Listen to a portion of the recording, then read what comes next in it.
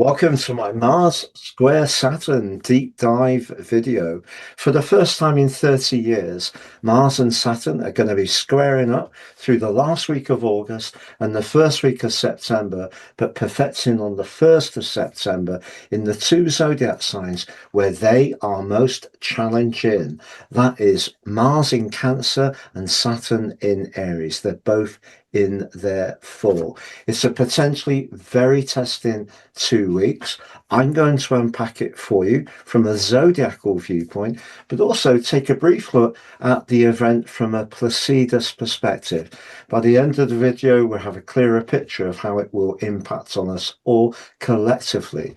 You can then check out your zodiac forecast for each of the 12 signs from Aries through to Pisces by seeing the timestamps beneath this video. Thank you so much for joining me, astrologer Patrick Arundell. If you've yet to subscribe to my channel, please do so now to help it to continue to thrive. Let's just talk about archetypes. Mars rules Aries, very much of that sign to do with initiation, action, assertion, but of course it can be impatient and it can get very frustrated if it's held back from achieving its aims quickly. So it's a very masculine energy. Cancer, the host, very much about intuition. It's a more protective part of our life journey, and it's where we want to perhaps be a bit more defended when it comes to home and family. And Mars will do that, but Mars in Cancer can be very prickly, very reactive. It's the classic passive-aggressive location for Mars to be. And if it doesn't show its frustration outwardly, it can lead to withdrawal, sulking, and a simmering kind of resentment. Now, Saturn, on the other hand, is the planet of outcomes and consequences. So in the first zodiac sign of Aries, ruled by Mars, it really is a misfit because it's very much to do with patience and application over a period of time, and then we get our reward. So in Aries, which is very much about being a bit more innocent and just wanted to test things out, Saturn does come across as being a real grump.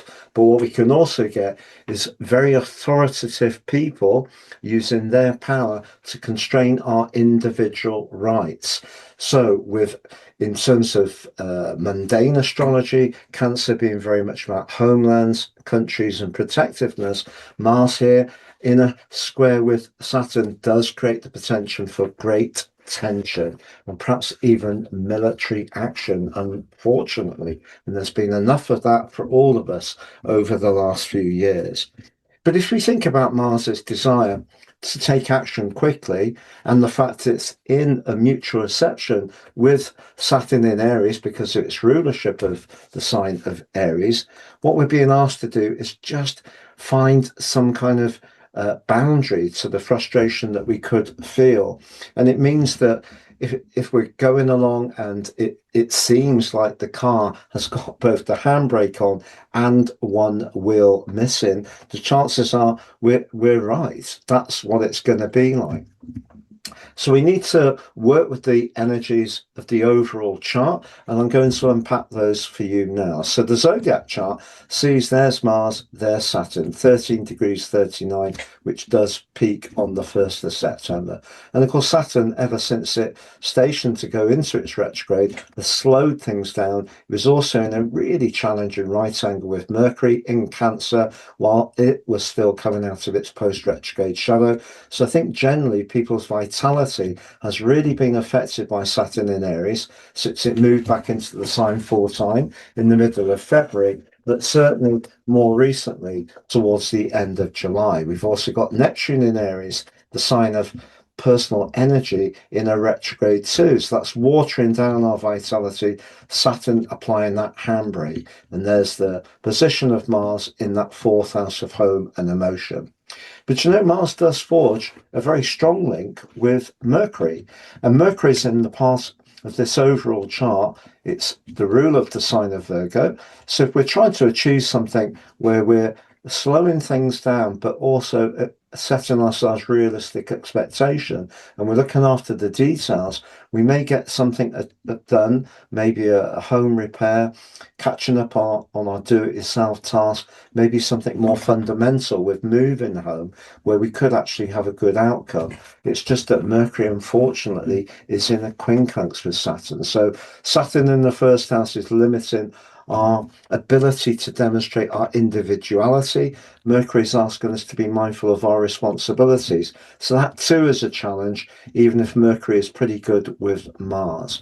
What we do have, which is very helpful, is Saturn in a great link with Jupiter. So Jupiter in Leo for the next year, a very sunny, upbeat, fiery energy, and it's suggesting if we do have a plan where we can express ourselves but it has been well thought through, we can execute it with a lot of enthusiasm. So that's an upside.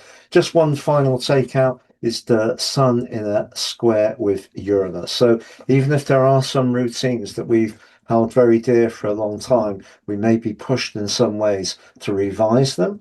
And I should just say that we do have Chiron and the Moon in a conjunction. So when it comes to our personal value, this can be a very tender time. So if anyone, or it seems if anyone, is being very aggressive, but not necessarily expressing it in an open way, that can feed into our sense of personal values. So that's something to be conscious of too, particularly with this duo in a square with Pluto. So whatever future hopes we may have, which have been emphasized in a positive way by the Uranus trine and also the Neptune sextile, just know that we could experience someone through the last week of August, the first week of September, who's inhibiting us, or we may just feel very inhibited ourselves. So slowing things down, having a clear plan is going to be really important.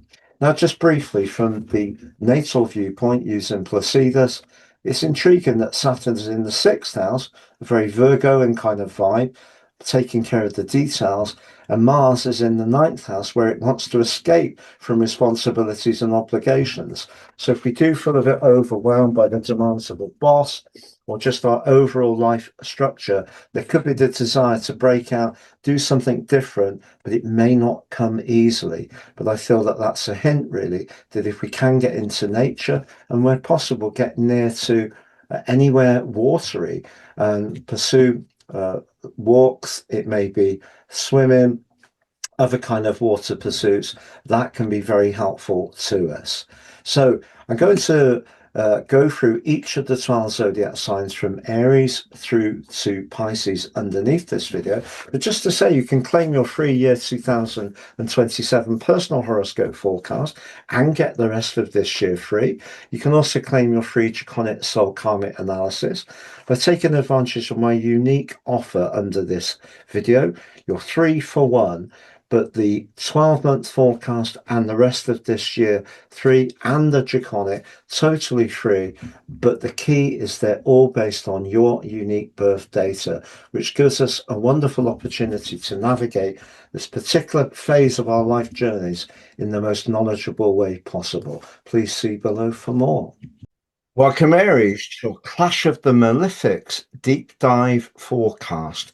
For the first time since August 1996, the last week of August and the first week of September sees your ruler Mars in its fall in Cancer and Saturn in its fall in your zodiac sign come into a rasping right angle. Mars is very much about energy and assertion. Saturn can be about limitation. The potential for an incredible amount of frustration is huge. But what will it mean for you personally, Aries? On the screen is the event chart of the 1st of September when the aspect absolutely perfects. I'm going to unpack this for you and give you advice of how to work your way through this in terms of your energy, work, relationships, or finances. Thank you so much for joining me, astrologer Patrick Arundell. If you've yet to subscribe to my channel, please do so now to help it to continue to thrive. So there's Saturn in your zodiac sign, 13 degrees and 39. But if you recall, when Saturn returned to Aries in the middle of February this year, you've probably found since then that your energy has need careful handling. And if you recall, last year, through the 25th of May to the 1st of September, it just nibbled into Aries. And you may have also experienced that, particularly if you've got early born planets or influences. This year, if you do have energy or influences between 10 degrees and 16 degrees in cardinal signs, which is Aries itself, also Cancer, Libra, and Capricorn, you're going to feel this that much more keenly. But Saturn is very much about structures, and Aries is very much about new beginnings. It's about trying to use your thrust and desire and sense of adventure, but in some kind of step-by-step way. But what you may encounter, particularly through the last week of this month and the first week of September, is a sense that the emotional side of what you're encountering could just feel totally overwhelming because, like Saturn being in full in Aries, Mars is in its full in the sign of Cancer. Further, right up until the 28th of September, it is still out of bounds. So, in the part of its journey outside the sun's usual celestial orb, and that can create more volatility. So, how will it exactly play out for you?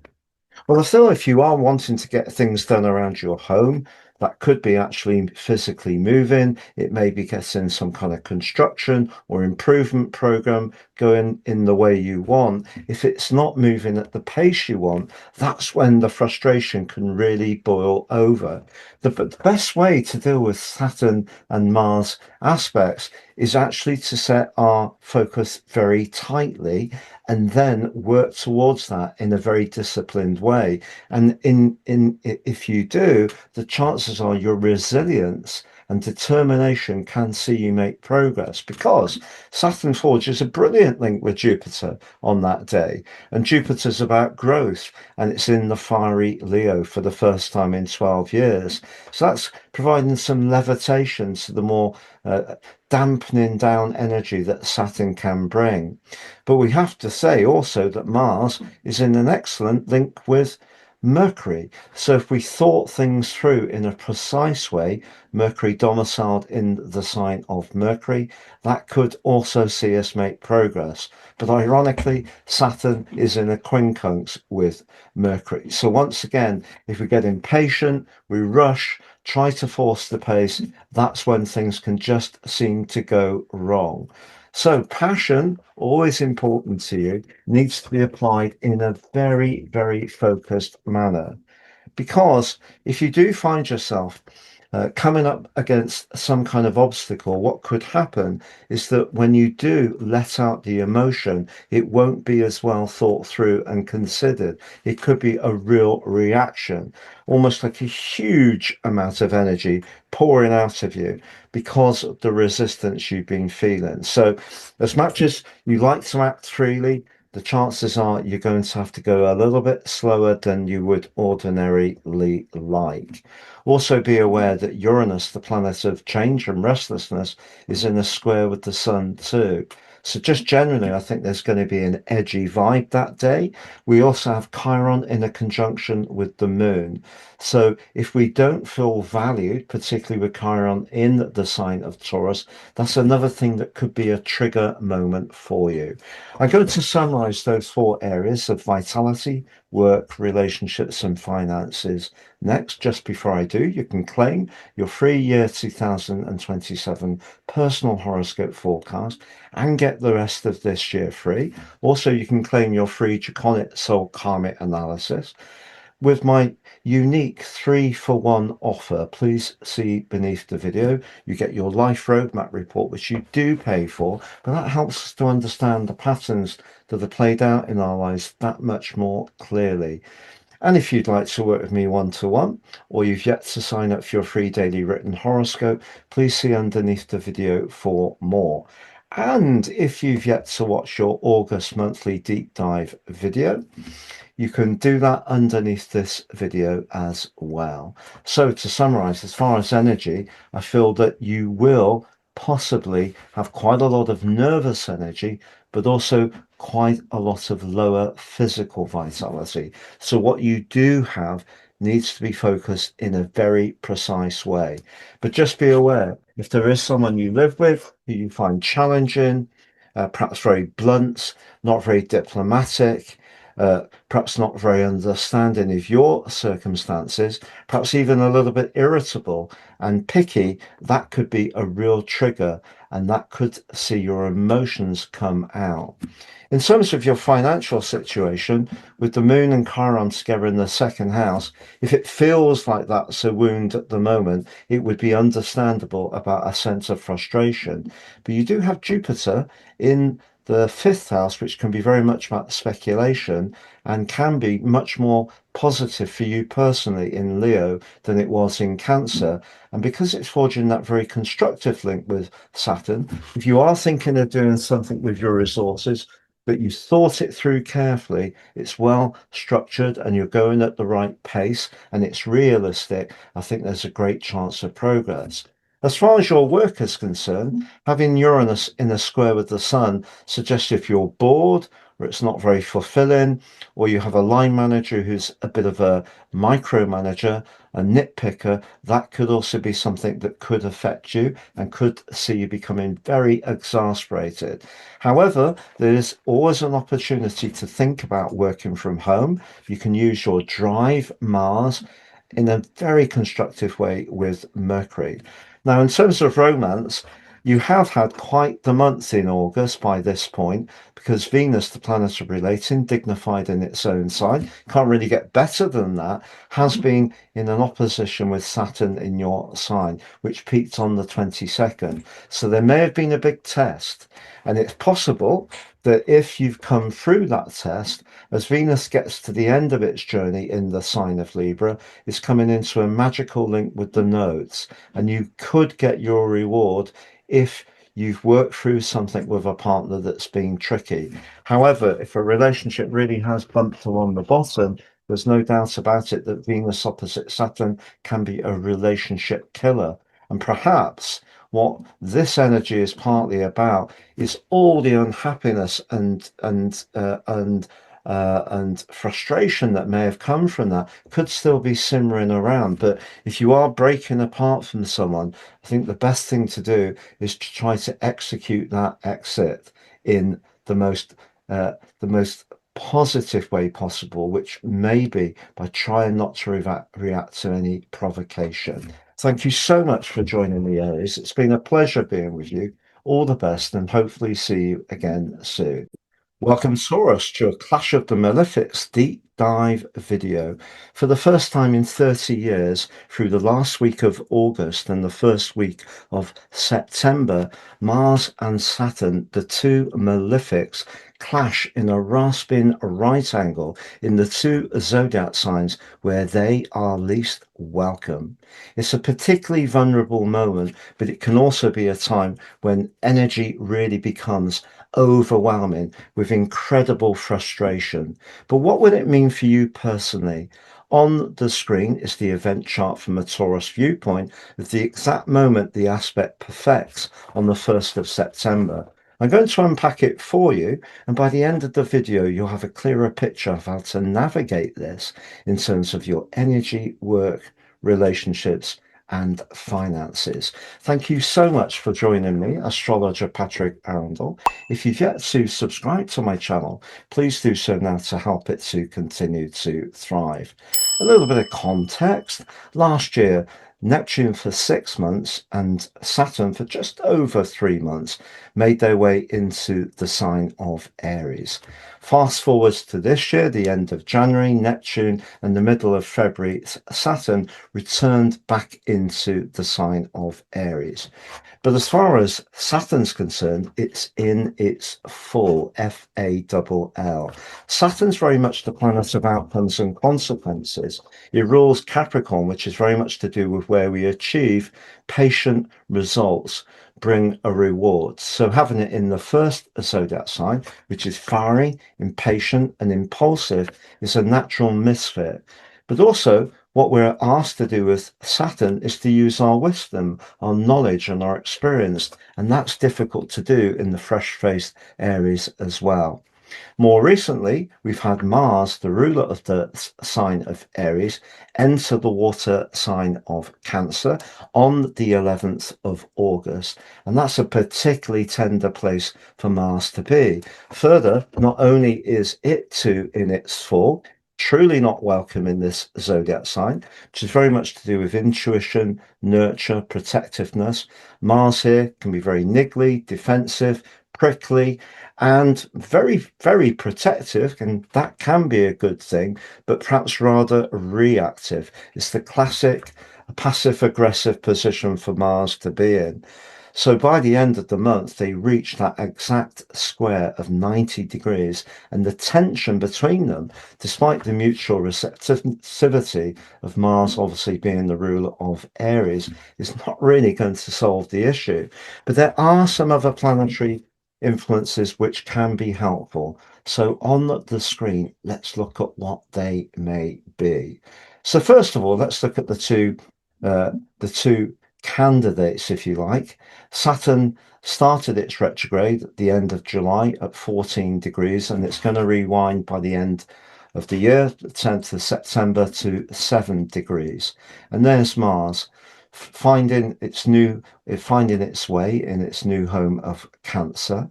But because on this particular visit, from the 11th of August through to the 28th, Mars is actually out of bounds. So it's beyond the normal territory the Sun makes its way through, and therefore that can make it all the more unstable. So Mars in Cancer can be aggression around countries.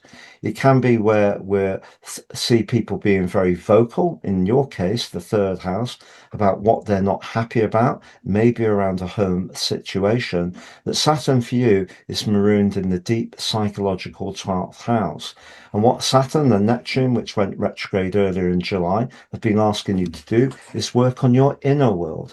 Anything to do with old issues that need to be worked through. It could be to do with your psychological understanding. It may be to do with healing. It may be to do with a need for withdrawal. It may be a need to be much more protective about who you spend time with. All of those can be very good things, but Saturn is a little bit cut off. So therefore it's rather marooned.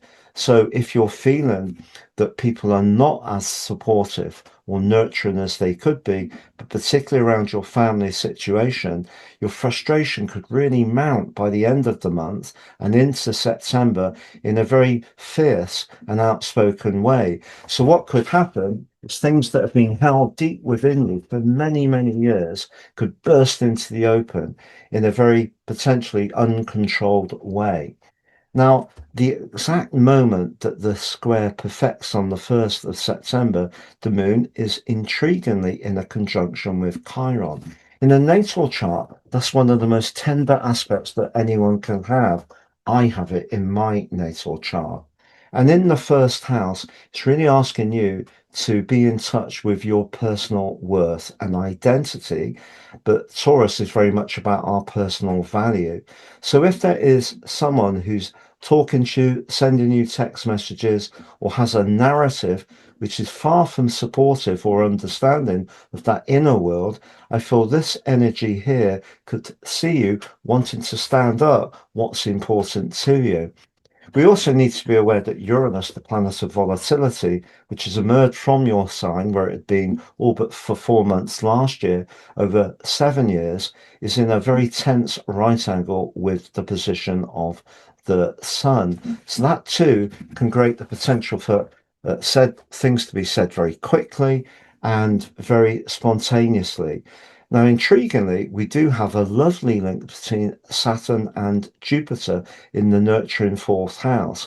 And if you are doing the inner work and it's really making progress and you're feeling much more assured about working through some past issues, or you're embracing any kind of healing technique, you can start to feel more supported. And also Mars is actually in a very strong link with Mercury. So if you're working on something that's intriguing you, stimulating your mind, and you feel enthusiastic about, it may be that you're not going to feel this energy in such a pronounced way.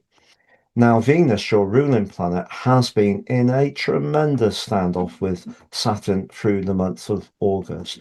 And on the 22nd of the month, there was an exact square. So if there has been anything to do with your work situation, where you feel that despite your best efforts to be supportive, thoughtful, offering practical advice, as well as getting stuck in to help colleagues, if you still feel that whatever you do, you're going to face some kind of energy that isn't really open and honest, because the 12th house in traditional astrology is about secret enemies, you may find that you find your voice. And that part of you that doesn't easily get roused, but when it does, really could come tumultuously to the surface, and you will have your say if you think that someone just isn't being decent. I'm going to summarize those 4 areas of vitality, work, relationships, and finances next, Taurus. Just before I do, you can claim your free year 2027 personal forecast and get the rest of 26 free, and also claim your free Draconic Soul Karmic Analysis report by seeing underneath the video for my unique offer. It's 3 for 1, but I've extended the length of the forecast through to the end of next year, slashed my prices. I realise people are feeling the pinch, and it's my bit to help. Please see below for more. If you'd like to work with me one-to-one, or you've yet to sign up for your free daily written horoscope, you can do that beneath the video. And please do check out your August monthly deep dive video too. So to summarise, your energy is going to be affected most of all, I feel, by the psychological domain. And that can be when people aren't articulating what the issue might be. So Mars in Cancer can be absolutely a sulker. It can also be a withdrawer. It can also be very moody. It doesn't necessarily articulate what the issue is. So if you're dealing with a sibling or a colleague or a partner who's not just telling you straight up exactly what the issue is, that's where your frustration could really boil over. But I think the thing for you to do more than anything else is to keep patiently working on that inner journey that you've been on, particularly strongly since around about the middle of February. I do feel that having the moon conjunct Chiron is really intriguing, because that symbolically is a time when perhaps you could start to come to terms with some of those past energies and move into your own power, and also move into the moment. So that's exciting. As far as your financial situation is concerned, you can see you have the path of fortune in the second house of everyday money. That's rather nice. It's also forging a lovely trine to Venus, the planet of money, in your sixth house of practicalities. If you are thinking of applying for a job, I think it's important to go for a job where instinctively you feel it will work for you. Because with Uranus still in that incredibly powerful trine to Pluto, which is, I think, the most potent aspect of the second half of 226, there is the potential for you to revolutionize the way you do your work. But I think it has to really psychologically feel good for you. And if it does, all to the good. As far as your romantic situation is concerned, well, that's intriguing, because we have Saturn in that 12th house, which can induce worry, in a quincunx with Mercury, which in the 5th house, although it's at home in Virgo, can be quite mischievous, quite flirty. So is there something that's inhibiting either the amount of socializing you're doing, or in an existing relationship? Is there something that's just not quite clear in your mind? And that may be, again, where you need to use the thrust of Mars to ask the questions that are right for you personally. It's been a real pleasure being with you, Taurus. Thank you so much for joining me. All the best, and see you, I hope, again soon. Welcome, Gemini, to your Clash of the Malefics Deep dive video. Through the last week of August and the first week of September, for the first time in 30 years, Mars and Saturn forge a rasping right angle in the zodiac signs where they're both most vulnerable, where they're in their fall. I'm going to unpack this from a Gemini perspective, sharing on screen the event chart of when the square absolutely perfects, which is the 1st of September. By the end of the video, you'll have a clearer understanding of how to navigate this really challenging energy in terms of your vitality, work, relationships and finances. Thank you so much for joining me, astrologer Patrick Arundell. If you've yet to subscribe to my channel, please do so now to help it to continue to thrive, but please also click or tap the bell notification symbol. So a little bit of context. Saturn briefly moved into Aries last year for just over 3 months, which completed on the 1st of September. It returned to Aries on the 14th of February and recently in July reached 14 degrees when the retrograde began. The retrograde, an annual event which lasts 5 months, goes through to the 10th of December. But what we've got is the recently arrived Mars in the sign of Cancer on the 11th of August. That also in its fall, and they're building up into a climax which will peak, as I say, on the 1st of September. But we're going to feel the energy very strongly towards the end of this month and through the first week of September. So let's look at what the event chart tells us. So Saturn for you is in the part of your chart very much to do with your long-term plan, can be to do with your network, your associations, can be to do with your higher motivations. But Saturn is the planet which is very much to do with outcomes and consequences. Aries is the first zodiac of the zodiac, so it's about where we're beginning afresh. So there's a mismatch. Also, Saturn is very much to do with wisdom and Aries very much to do with innocence. So what we're trying to do, whether it is that long-term plan, whether it's building up our alliance, somehow or another, it probably is going slower and perhaps more onerously than you would have liked. But Mars for you in Cancer, Mars very much about action, the ruler of the sign of Aries, of course, can be impatient. It is the warrior. And in the sign of Cancer, it's brilliant if we want to catch up on any do-it-yourself tasks, improve our property in a significant way. We can have extra thrust, but it could also be where we get the desire to move home. But for you, it's in house 2, very much about money. The 11th house very much about higher values. So the chances are through the last week of August and the first week of September, something can happen which is very much to do with your energy not aligning with people that you're connecting to.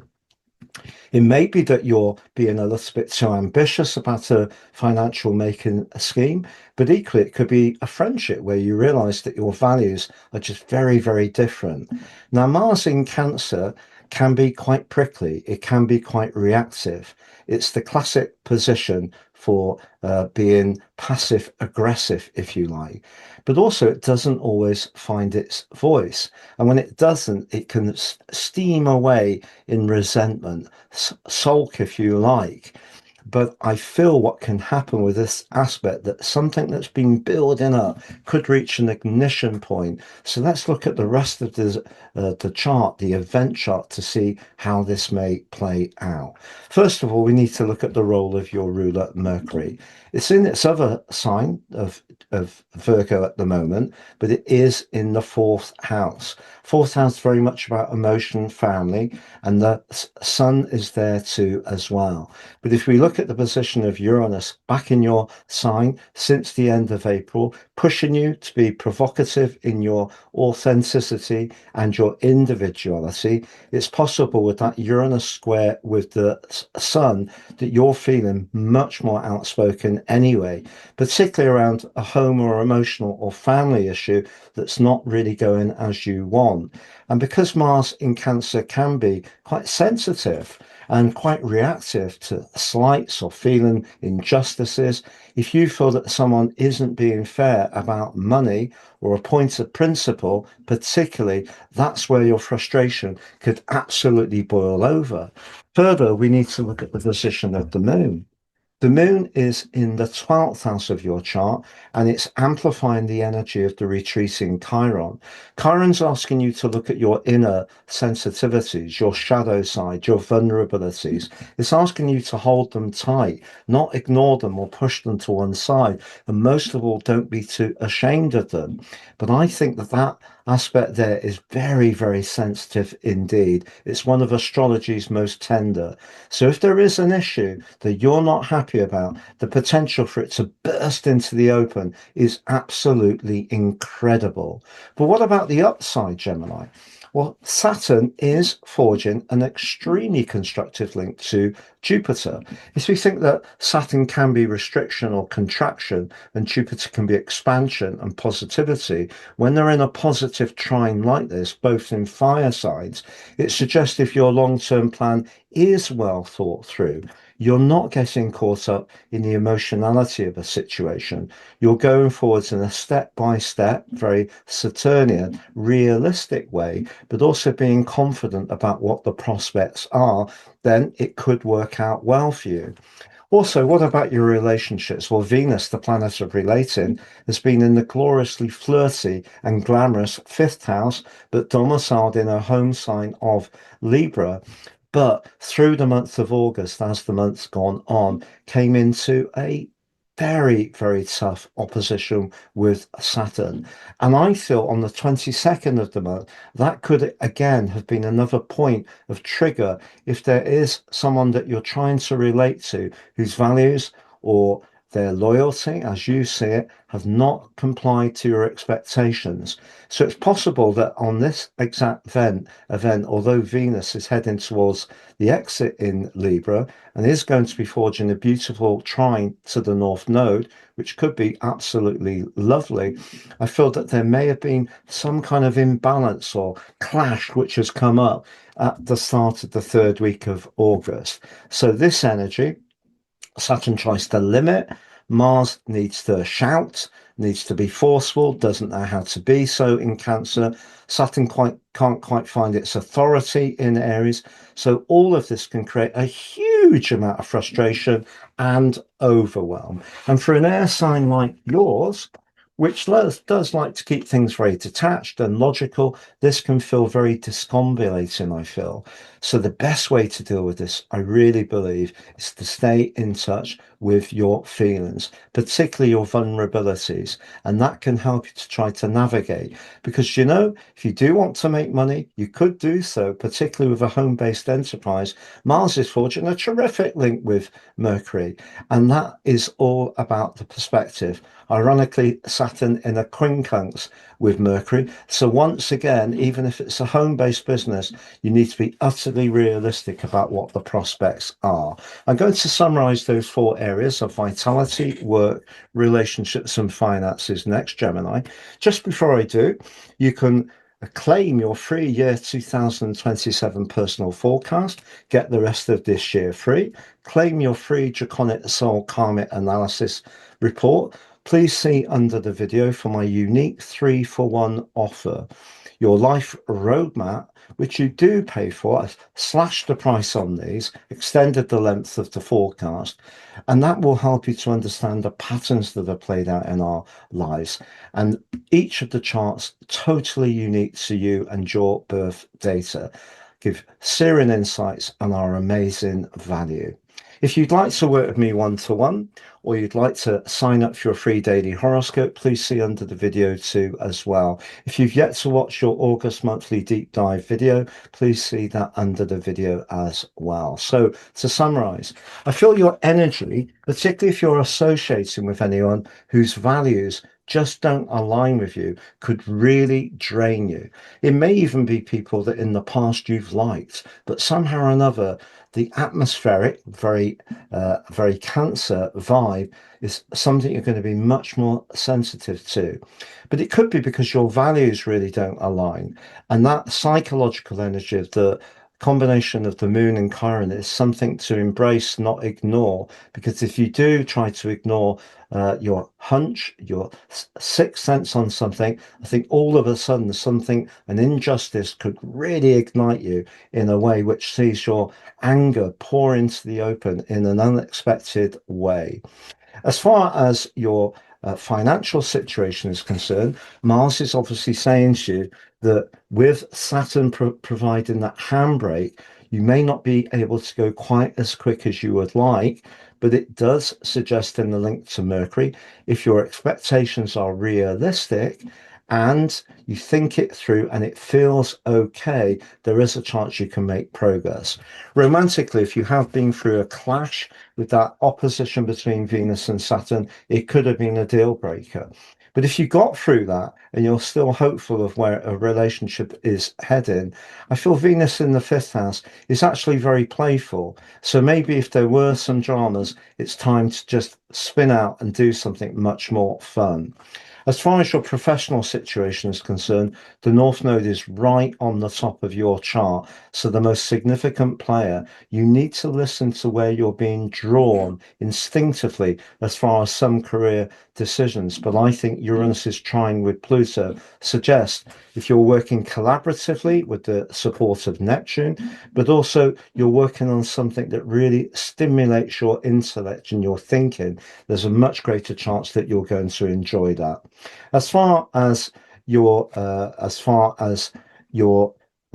personal situation is concerned overall, I think Jupiter being in that third house and in that solid link with Saturn suggests if you're aligning with people that you feel comfortable with, who share your values, some of these frustrations won't show up. Thank you so much for joining me, Gemini. All the best.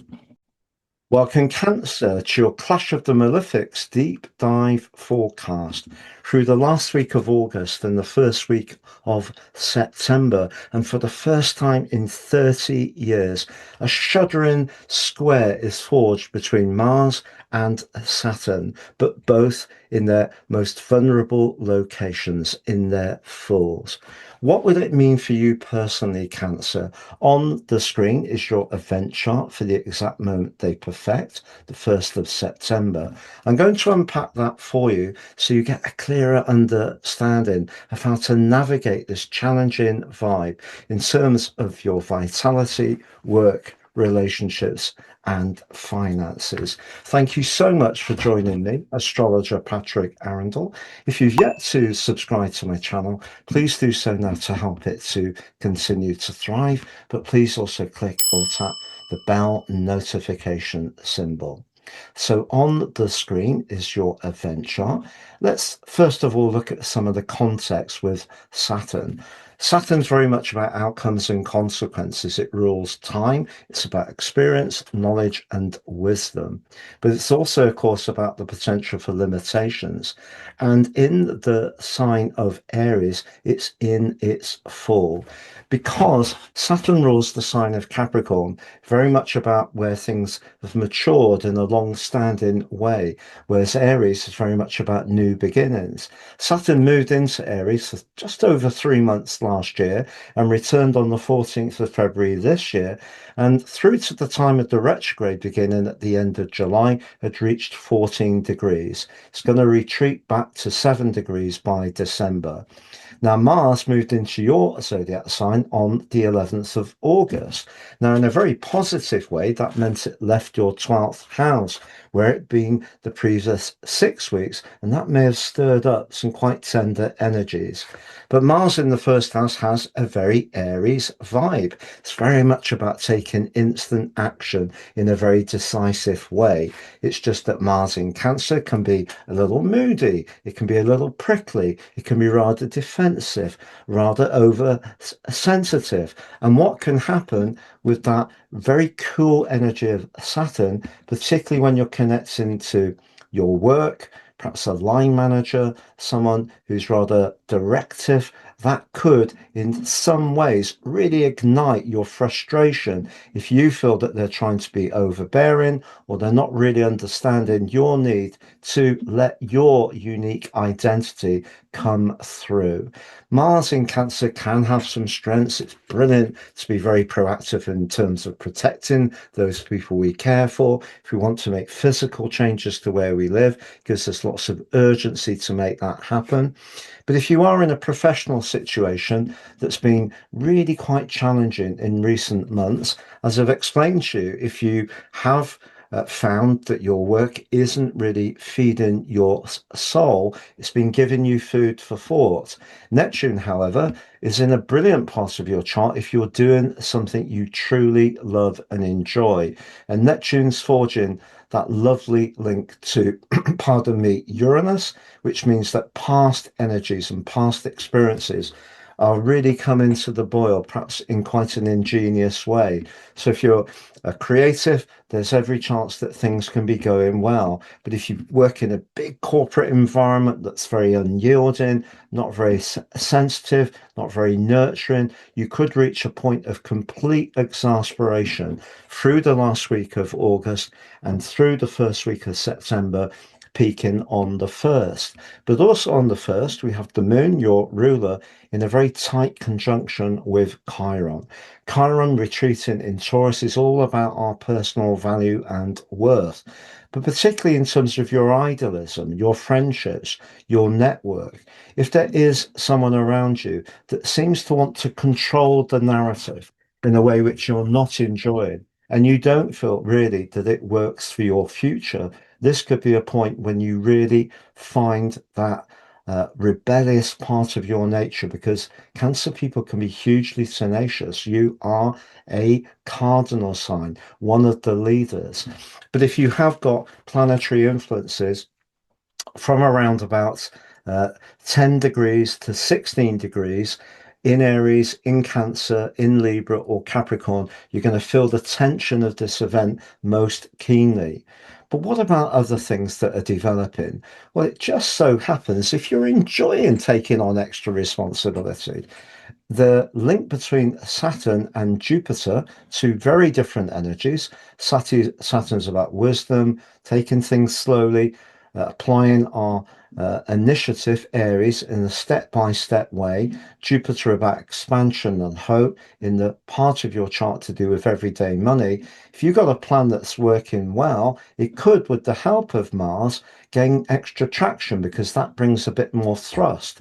Also, Mars is forging a delicious link to Mercury in your 3rd house. If you do need to articulate your ideas, and you can do so precisely and skillfully and passionately, people could listen. But just be aware that Mercury is also in a quincunx with Saturn. So ideas need to somehow meet the expectation of someone rather authoritative. Now, that could be a business advisor, it could be a bank, it may be a parent, it may be an angel that you're wanting to invest in your enterprise. It could be the people you're trying to attract to your channel, that you're trying to reach, who are influential. It may be a customer you're trying to pitch to with your own business. But one of the things you can't do is try too hard, because the potential for frustration to boil over is really strong. And here's the thing, it's not just because of this aspect, Cancer.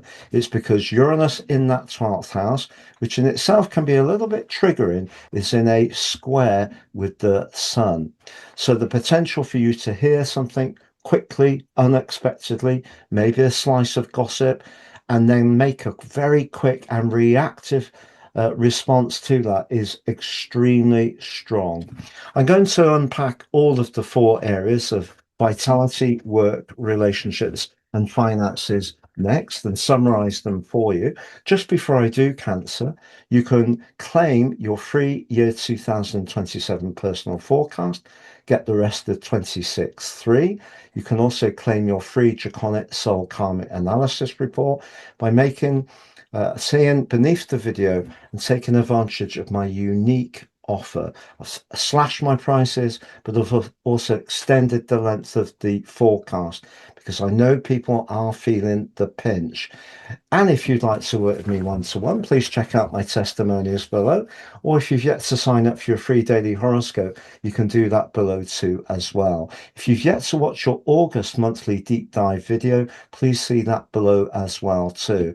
As far as energy is concerned, if you're in a professional situation where it's very exacting, very demanding, it's not very supportive, you feel your personal individual talents are not being heard or seen, this could be quite an explosive time where elements of resentment that have built up over a period could come into the open in a very powerful way.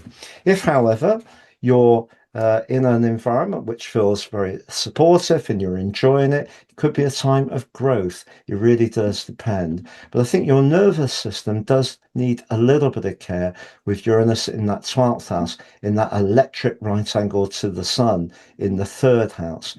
And with the moon, your ruler, in the conjunction with Chiron, who you're networking with at the moment, and where their values align with yours, if that's good, you're going to find this transition easier.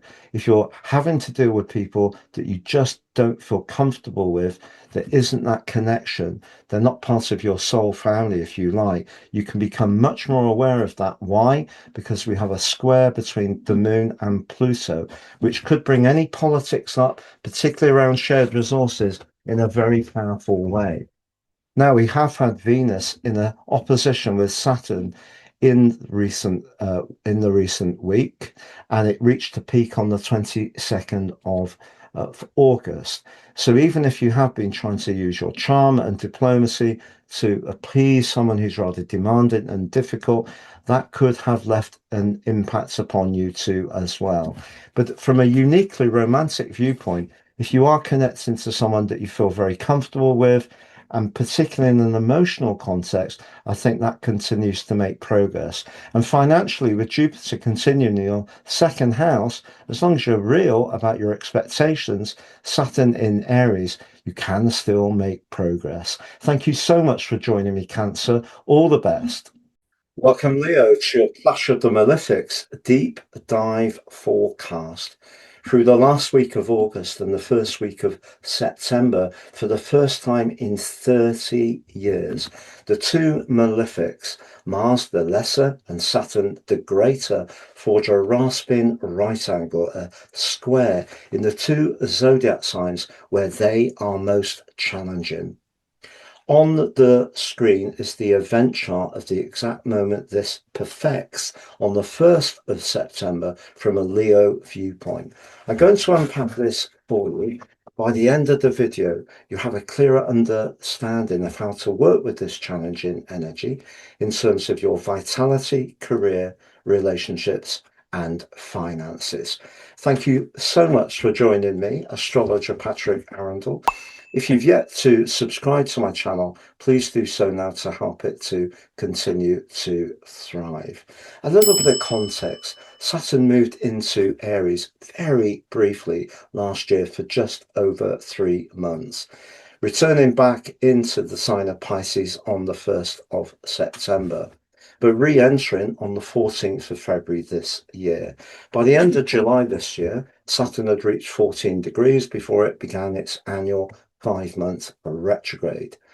Mars, on the other hand, arrived in Cancer on the 11th of August. Mars in Cancer, also like Saturn in Aries, in full. Mars will be in Cancer right through to the 28th of September. But Mars in Cancer this time is also going to be out of bounds between the 11th of August and the 28th of the month. And that adds an extra potential volatility. Saturn in Aries is in its full because Saturn is very much to do with outcomes and consequences. It rules the sign of Capricorn, which is about the hard work and application that we put in that renders a result.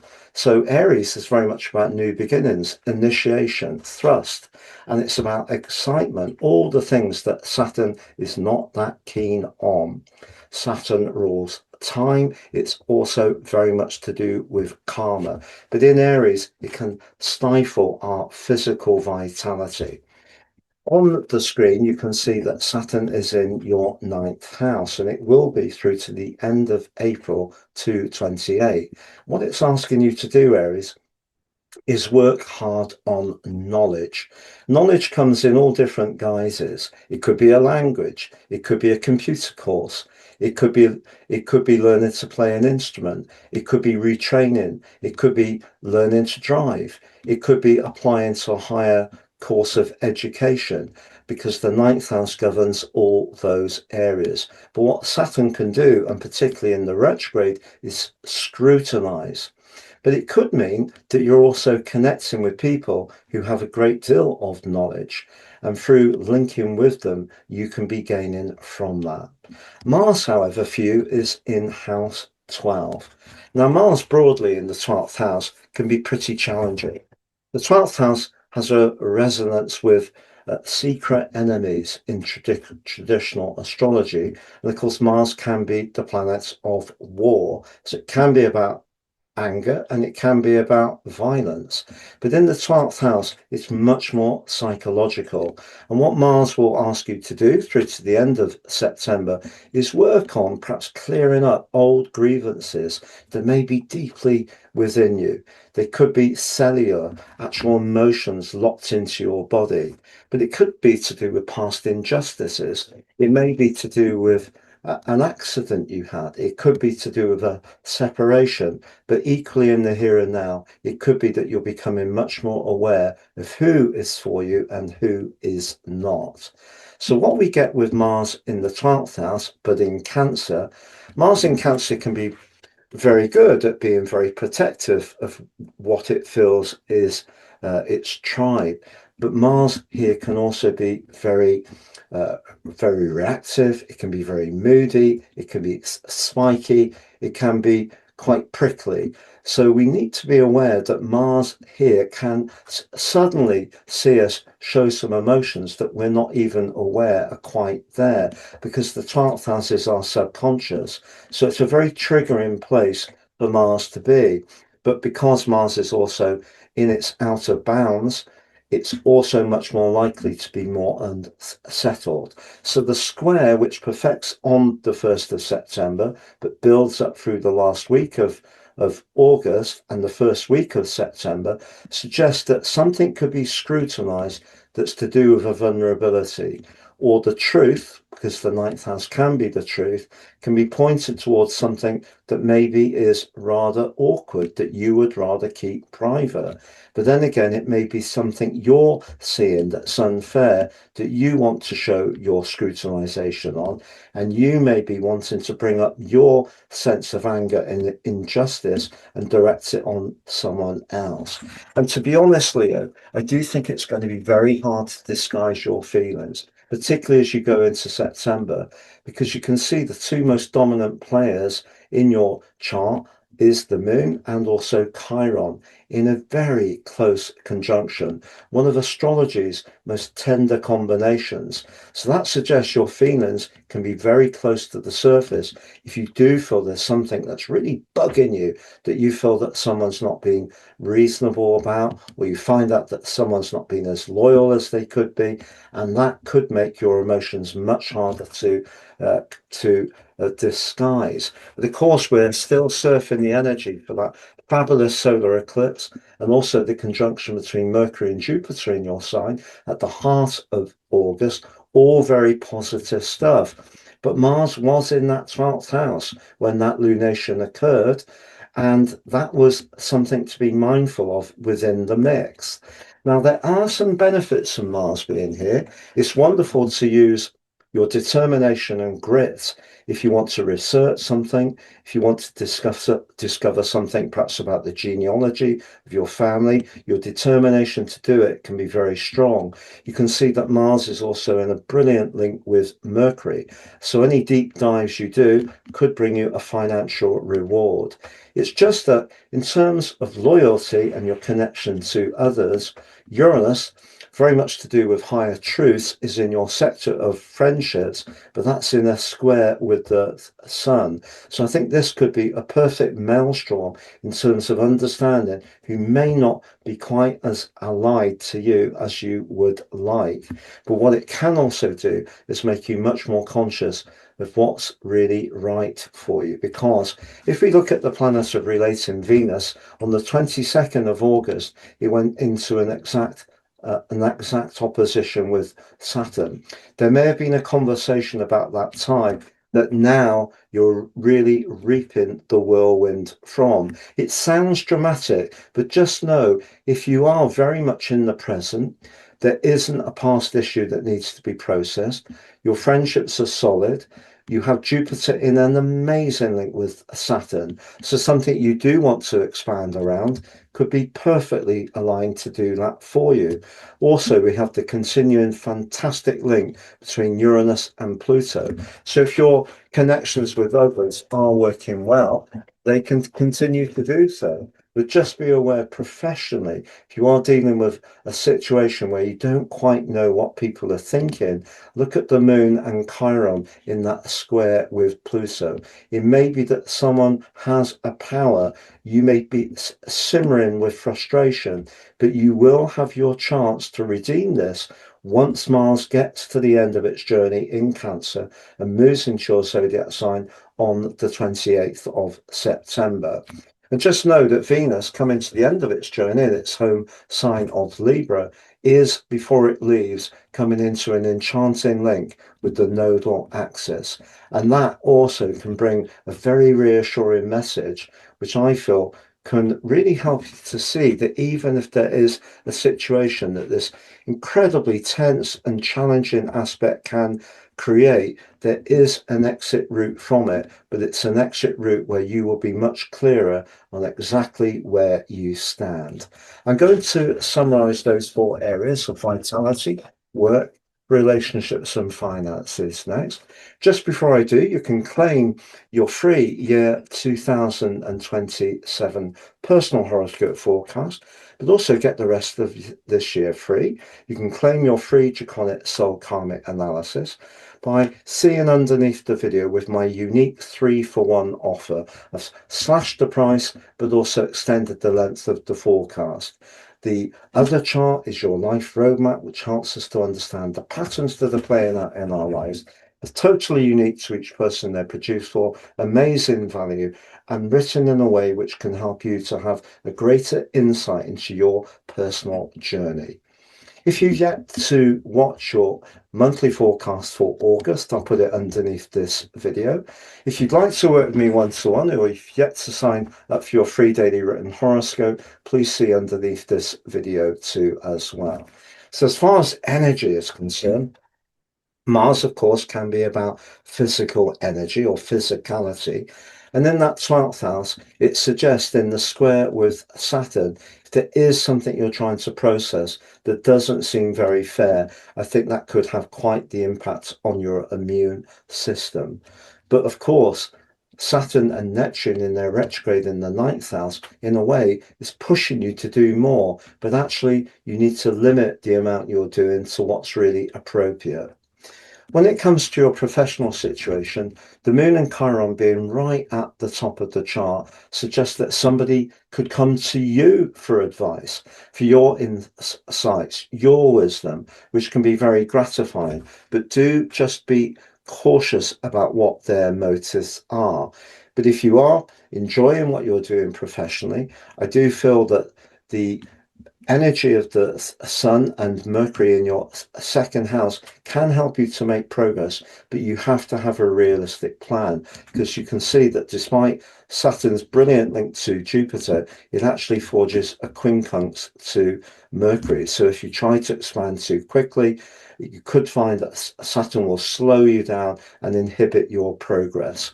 As far as relationships are concerned, Venus, having gone face to face with Saturn on the 22nd of August, could be a critical time for a relationship. But if you're in a tie that really is for your future, Uranus's link with Pluto is absolutely wonderful. And also, Chiron is going to reveal some really magical and reassuring messages by the time it comes to the end of its journey in the sign of Libra. Thank you so much for joining me. It's been a real pleasure being with you. All the best. Welcome, Virgo, to Clash of the Malefics Deep Dive Forecast.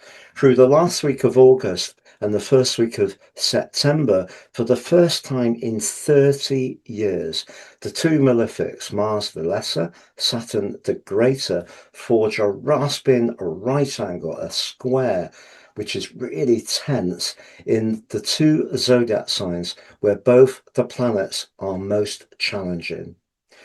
On the screen is the event chart from a Virgo viewpoint of the exact moment they perfect in the square, which is the 1st of September. I'm going to unpack this for you, Virgo. By the end of the forecast, you'll have a clearer understanding of how to work with this challenge in terms of your vitality, career, your finances or relationships. Thank you so much for joining me, astrologer Patrick Arundell. If you've yet to subscribe to my channel, please do so now to help it to continue to thrive. A little bit of context. So Saturn briefly moved into Aries last year and returned back into Pisces, your opposite sign, on the 1st of September, returning into the sign of Aries on the 14th of February and reaching 14 degrees at the end of July before its annual 5-month retrograde began. Now, Saturn in Aries is a really intriguing combination because Aries is the first zodiac sign, very much about action and initiation, and it can have a sense of innocence, where Saturn's very much about wisdom. It's very much about outcomes and consequences. It's the planet which rules Capricorn, the most worldly of all the zodiac signs. So Saturn really appreciates hard work and discipline, whereas Aries is very much about making things happen in the moment. So they're already in a challenging combination. But because Saturn is also in its fall, which Indian astrologers and Vedic astrology say it's more challenging even than detriment, what we have here at the very start of the zodiac story is the planet which is very much to do with how things work out. So that mismatch is amplified. Whereas Mars, very much the ruler of the sign of Aries, so we do have a unique mutual reception in a not positive way. Mars is very much about taking things forwards at speed. It's about thrust, confidence. It can be about assertion, it can be about action, and of course it can be about being feisty. Now the sign of Cancer is intuitive, it's emotional, it's very much to do with protectiveness. But for you, you know, Mars is in the 11th house, which does have some qualities because Mars can be about the ego. The 11th house can be much more about collaboration, where we can still retain our identity, but work with others, if you like, almost a cooperative situation. But Mars in Cancer can struggle. At times it can be moody, prickly, defensive, and reactive. The classic passive-aggressive position for Mars to be in. Also, if Mars doesn't want to engage in all-out confrontation, which Cancer can dislike, what can happen is it steams away with frustration and resentment, and that creates deep moodiness and sometimes withdrawal.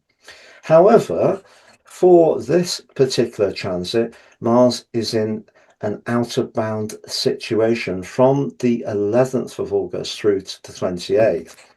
That's outside the sun's normal celestial sphere, and that can create even greater uncertainty and perhaps amplify Mars's challenges being in its fall in the sign. But for you, Mars, in terms of the big picture, is asking you to think about your future. It's also asking you to stay in touch with how that feels. But it's also asking you to try to collaborate with people. But that could be the sticking point, because the eighth house can be where we share things deeply. It could be money. It could be a sentiment. It could be an emotion. It could be an intimate relationship. So if what you want from your future doesn't align with someone you're deeply involved with, whether it's a business partner, whether it's a bank you're with, whether it's who provides a service to you, your desire to break free of that and do your own thing is going to be amplified. But Saturn is very strong-willed. It's not going to release Mars as easily as Mars wants, and that creates a resistance. And that's what can create the anger. Because what happens is Mars can't really properly express its frustration. So the anger can boil over in unexpected ways. Now, if we widen the lens on the overall event chart, there are some other very interesting influences. First of all, let's look at a really positive one. Mars is forging a terrific link with Mercury in your zodiac sign. If you're doing something at the moment on your own terms, something very individualistic, but you're wanting to work in a collaborative way with someone within that, then that link between Mercury and Mars can give you a lot of conviction to really go for it. Fabulous. But if you do need to raise money for this venture or new plan, just be aware that Saturn is in a quincunx with Mercury. So even if you need to apply to a bank or get some financial support, you may find they don't quite understand the individuality of your idea.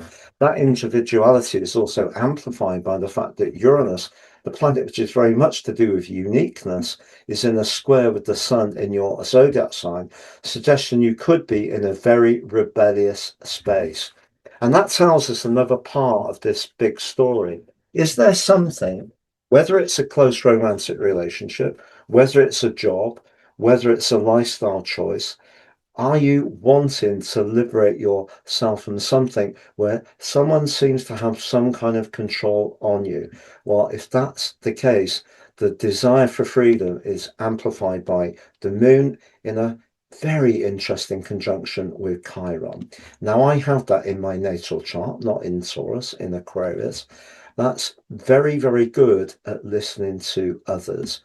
And in the ninth house, it could be that someone comes to you for your advice on something that's quite complex that they're involved in. But just be aware that if you are in a professional situation that you're not enjoying, Pluto's link with Uranus has been showing you for some while that changes in the air. Could be change of the skill set, could be the changes within your company, it could be the changes within your own business or your overall lifestyle. Change does seem to be inevitable. But if you are resisting that change, the moon and Chiron in a square with Pluto, that can really amp up the level of tension. So just be aware that that can be a factor. If, however, you're planning something at the moment where you're happier to go slower in terms of your research, you're diving deep, you're fact gathering, you're perhaps taking soundings, maybe even having confidential discussions, Jupiter's link with Saturn is actually absolutely exquisite. And that can see you forging a picture of what you can do in a very careful but also very potentially successful way. It's just all about timing. And of course, Jupiter is going to be moving through that 12th house of yours over the next year or so. But for now, what I feel is very much to the fore is if you're in a situation where there's something that does need to shift, and whether you're resisting that shift or whether the circumstances are resisting it or someone you're closely connected to, that could a certain point see a huge welter of emotion explode into the open. I'm going to go through each of those four areas of vitality, career, relationships, and finances next, Virgo. Just before I do, you can claim you're free. year 2027 personal horoscope forecast. Get the rest of this year free. You can also claim your free Draconic soul karmic analysis report. You can also get your life roadmap report with my unique 3-for-1 offer. I've slashed my prices, but also extended the length of the forecast to help, because I know people are feeling the cost of living increases. The charts are totally unique for each person they're produced for. They're amazing value, and they help us to understand in deeper detail the way the moving planets are impacting on our unique journey. Please see below for more. If you'd like to work with me one-to-one, or you've yet to sign up for your free daily written horoscope, please see beneath the video for more. You can also check out your August monthly deep dive video too as well. So as far as energy is concerned, well, Mars is very much about energy at a certain level, but so is the first house. And you have the sun and your ruler Mercury in residence, which is rather nice. So what to make of it? Well, I feel your energy can be good as long as there isn't politics. So even around a friendship group, if there is a lot of sort of backbiting, dark stuff around leverage, control, jealousy, do you know, I really think you should think about breaking free, because Uranus is the most dominant player in your overall chart at the top of the northern hemisphere. And that's telling you, particularly in the square with the sun, to try to welcome the potential for change. As far as your professional situation is concerned, I think it's more of the same. If you're up for flexing, and of course you are a mutable sign, learning new skills and being open to things that can evolve for you, I think things can move forwards well. If you're resisting that, I think that can create a lot of tension for you. As far as finances are concerned, Venus, the planet of money, came into a crunch in opposition with Saturn on the 22nd of August. If you did need to make a big decision then about a loan, a cost, something that you really did need to be very careful about your decision making, it wouldn't be a surprise. But you also may have become more conscious of where you need to set your boundaries a little bit firmer in terms of the luxury items that you may, even despite your virtuous nature, occasionally enjoy. As far as shared finances are concerned, I think it's really down to whether that partnership, business or personal, is for the long term or not. If it's not, it does need to be dealt with. And in terms of your romantic situation, well, the seventh house is now empty. Intriguing after the North Node being there for the last year and a half. But you do have Venus soon to move into the sign of Scorpio, technically in its detriment, but for you, the third house. Is there going to be a conversation that's developing in your situation before long? I think if you do meet someone, it truly wouldn't be a surprise if it was in the most mundane and practical situation. And that has been the case for a little while. Thank you so much for joining me, Virgo. All the best. Welcome, to the Malefics Deep Dive Forecast across the last week of August and the first week of September. For the first time in 30 years, the two Malefics, Mars and Saturn, forge a rasping right angle square in the two zodiac signs where they are most challenging. On the screen, Libra, is the event chart from a Libran viewpoint of the exact moment the square perfects on the 1st of September. I'm going to unpack this for you so you can negotiate this challenge in terms of your vitality, career, relationships and finances the best way you can. Thank you so much for joining me, astrologer Patrick Arundell. If you've yet to subscribe to my channel, please do so now to help it to continue to thrive. Saturn is very much about outcomes and consequences. It rules the practical and wise sign of Capricorn. So it's very much about what we achieve after a long and patient applied process. Aries, on the other hand, is the start of the zodiac. It's about fresh beginnings, initiation, excitement and thrust, and all of that comes from its ruler Mars. On this event, we have a mutual reception, but not in a positive way. There's Mars, the ruler of the sign of Aries, in that exact square with Saturn. But Saturn, ever since it arrived in the sign of Aries, for the first time briefly last year, for just over 3 months to the 1st of September, and then again from the 14th of February this year until it reached a maximum extension on its journey through Aries at 14 degrees towards the end of July before the annual 5-month retrograde began. It's now inversing backwards through to 7 degrees through to December. But Saturn for you during that time has been asking you to get firmer on your boundaries, but particularly on relationships, and particularly where you feel people are taking you for granted. Now, that can be in a personal context, it can be in a professional one. It could be that you're wanting to be a little bit more aware of the whole issue of what relationships mean to you, because Saturn can be about application. So you may be talking to someone, a life coach, you may be having counseling, you may be going over your history with other people and picking over what you feel you could do differently. Now, Mars, on the other hand, joined the most prominent part of your chart on the 11th of August. And Mars in the 10th house is a great fit because it helps us to strut our stuff in a much more prominent, self-assured and self-confident way.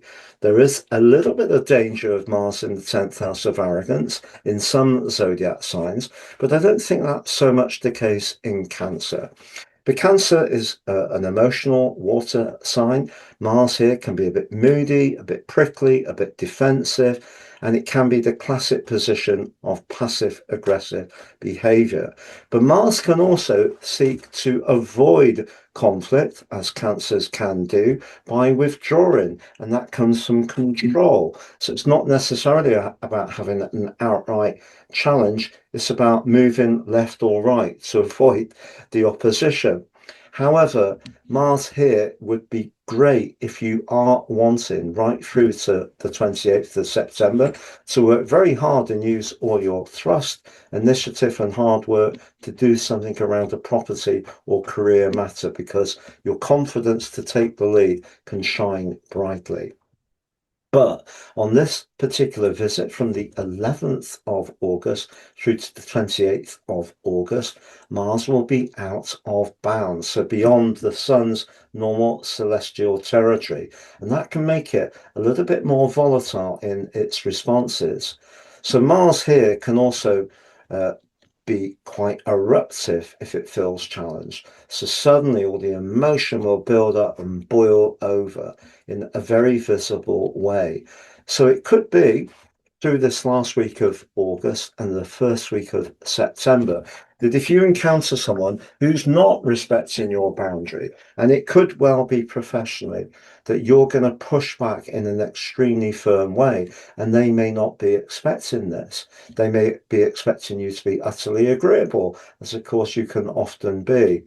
But that doesn't mean to say that you shouldn't stand up for your rights, but it is about doing it appropriately, because what can happen with Mars Square Saturn, it's the classic driving with the handbrake on, but also perhaps with one wheel missing, is that things won't go quite as we want. We will encounter irritations. People won't be collaborative, which is what you're good at, and that can really, really stick in your craw.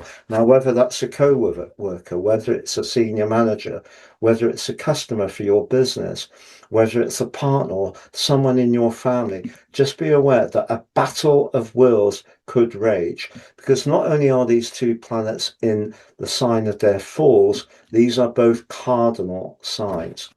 Now, if you've got any planetary influences between around about 10 and 16 degrees in the cardinal signs, so that's Aries, Cancer, Libra, obviously you will have in Libra, but also Capricorn, those energies could see a lot more tension because of what the trigger point can be.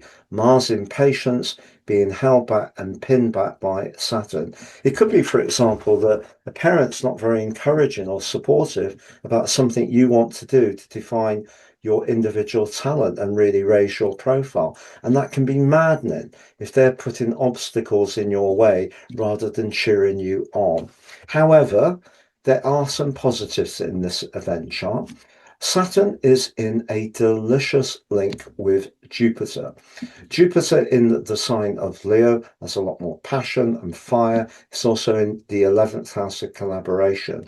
If there's someone you can work with mutually, that relationship could grow stronger, but it could be your leadership that's driving it forwards. And part of that, Libra, is the fact that Mercury, the communicator, but also the planet of precision, is at home in its second zodiac sign of Virgo and in a fantastic link to Mars. So what you're doing behind the scenes can be just as important what you're doing, obviously. But just know when it comes to a very, very close relationship, if there is some steamy energy around the emotional interaction between you, the moon in a conjunction with Chiron in that 8th house, but in a square with Pluto, this could all blow up, and it may be something that's been building up for some while. Because Venus in your zodiac sign went into an exact opposition with Saturn on the 22nd of August. But again, that's just the exact biting point, not the lead up, not the separating energy. And you may still be coming to terms with some kind of big discussion that happened. And maybe some issues that hadn't previously been openly revealed may have been shared. Look at the Sun's square with Uranus. Uranus is in the part of your chart which is seeing you demand that people tell you the truth. And the position of the Sun is in the part of your chart where people may go out of their way not to tell you what they're really feeling. And that too can be a trigger point. So you can see there's 3 triggers in this situation, but there are definitely some opportunities.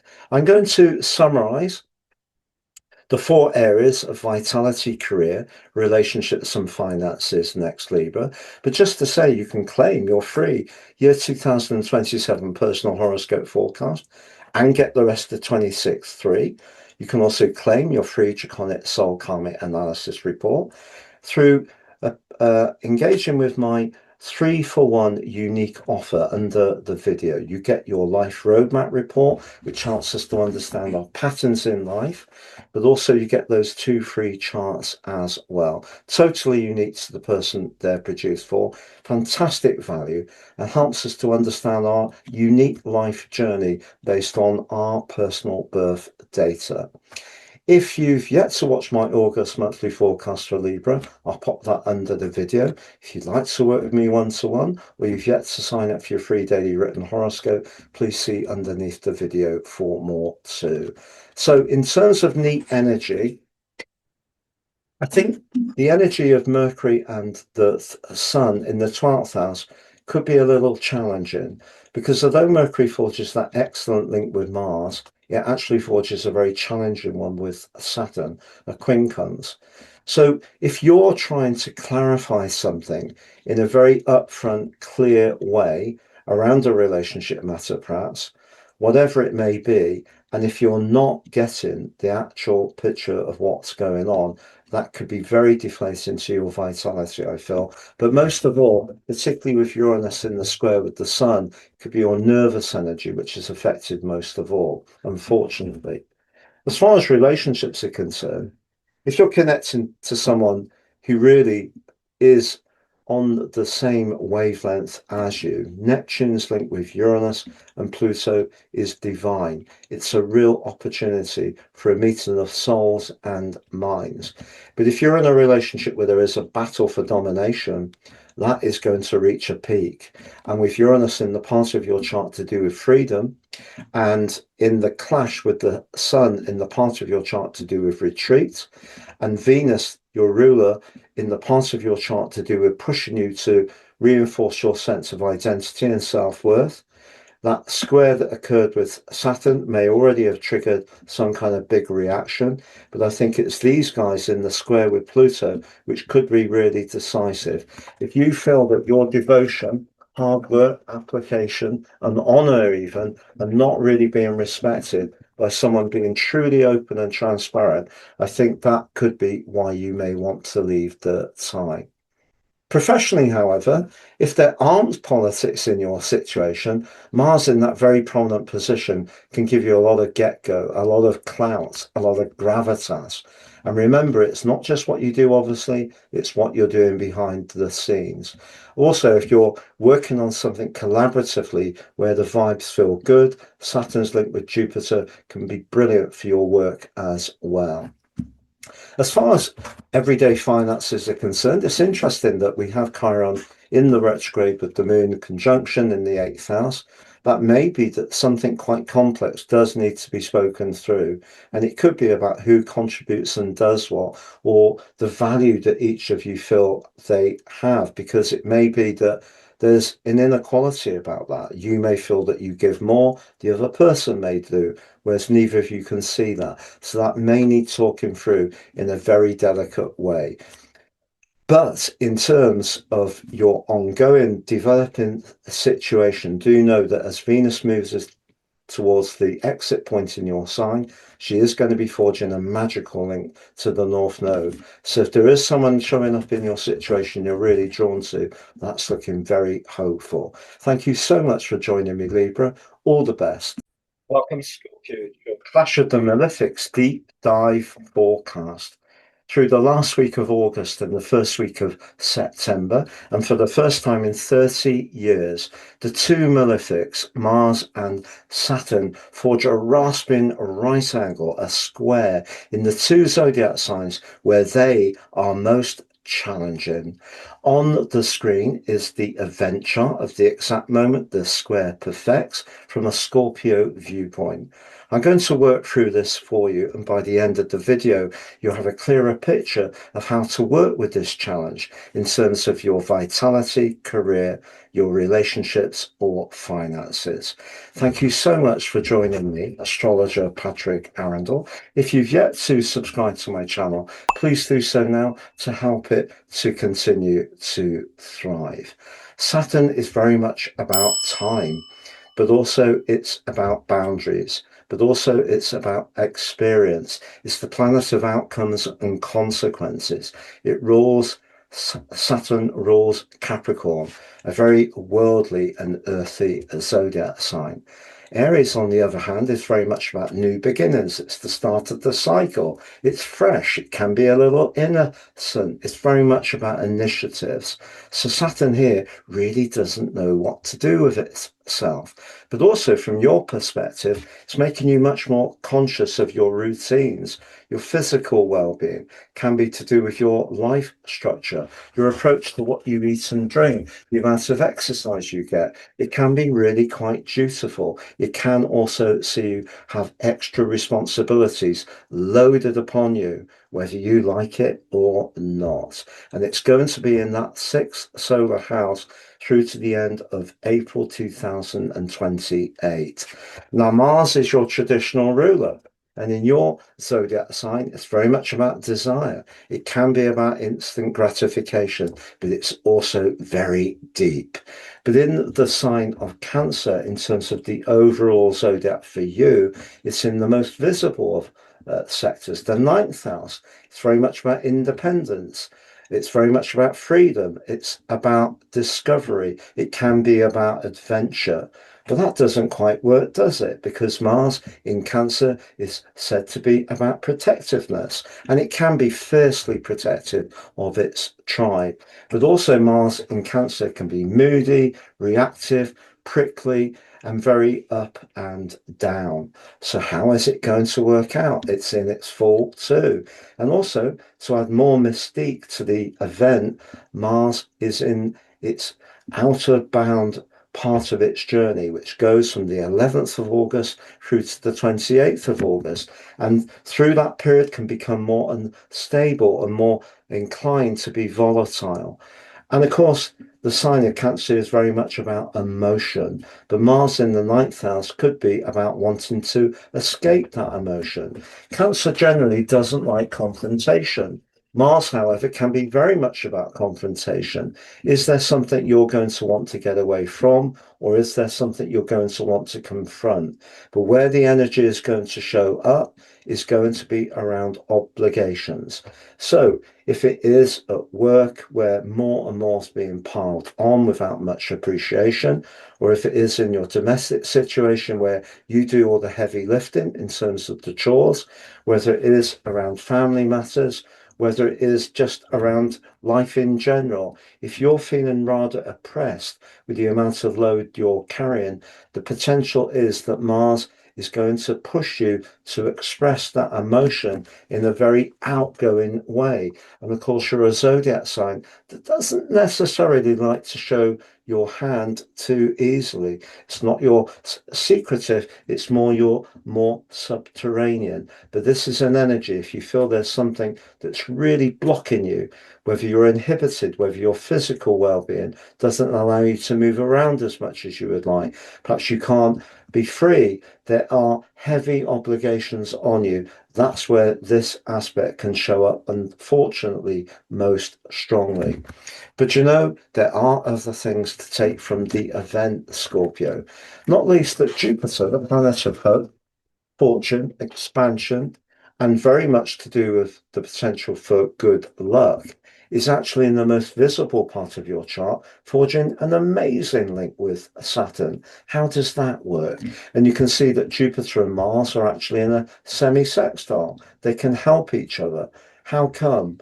Well, if what you're planning in terms of an ambition or goal is well researched, well thought through, and well practiced, the chances of success are really very high. And what Mars can do is just give you a little bit more get-go to take that step into what may be a little bit of a new venture, doing something fresh and different, but actually could bring a fantastic reward.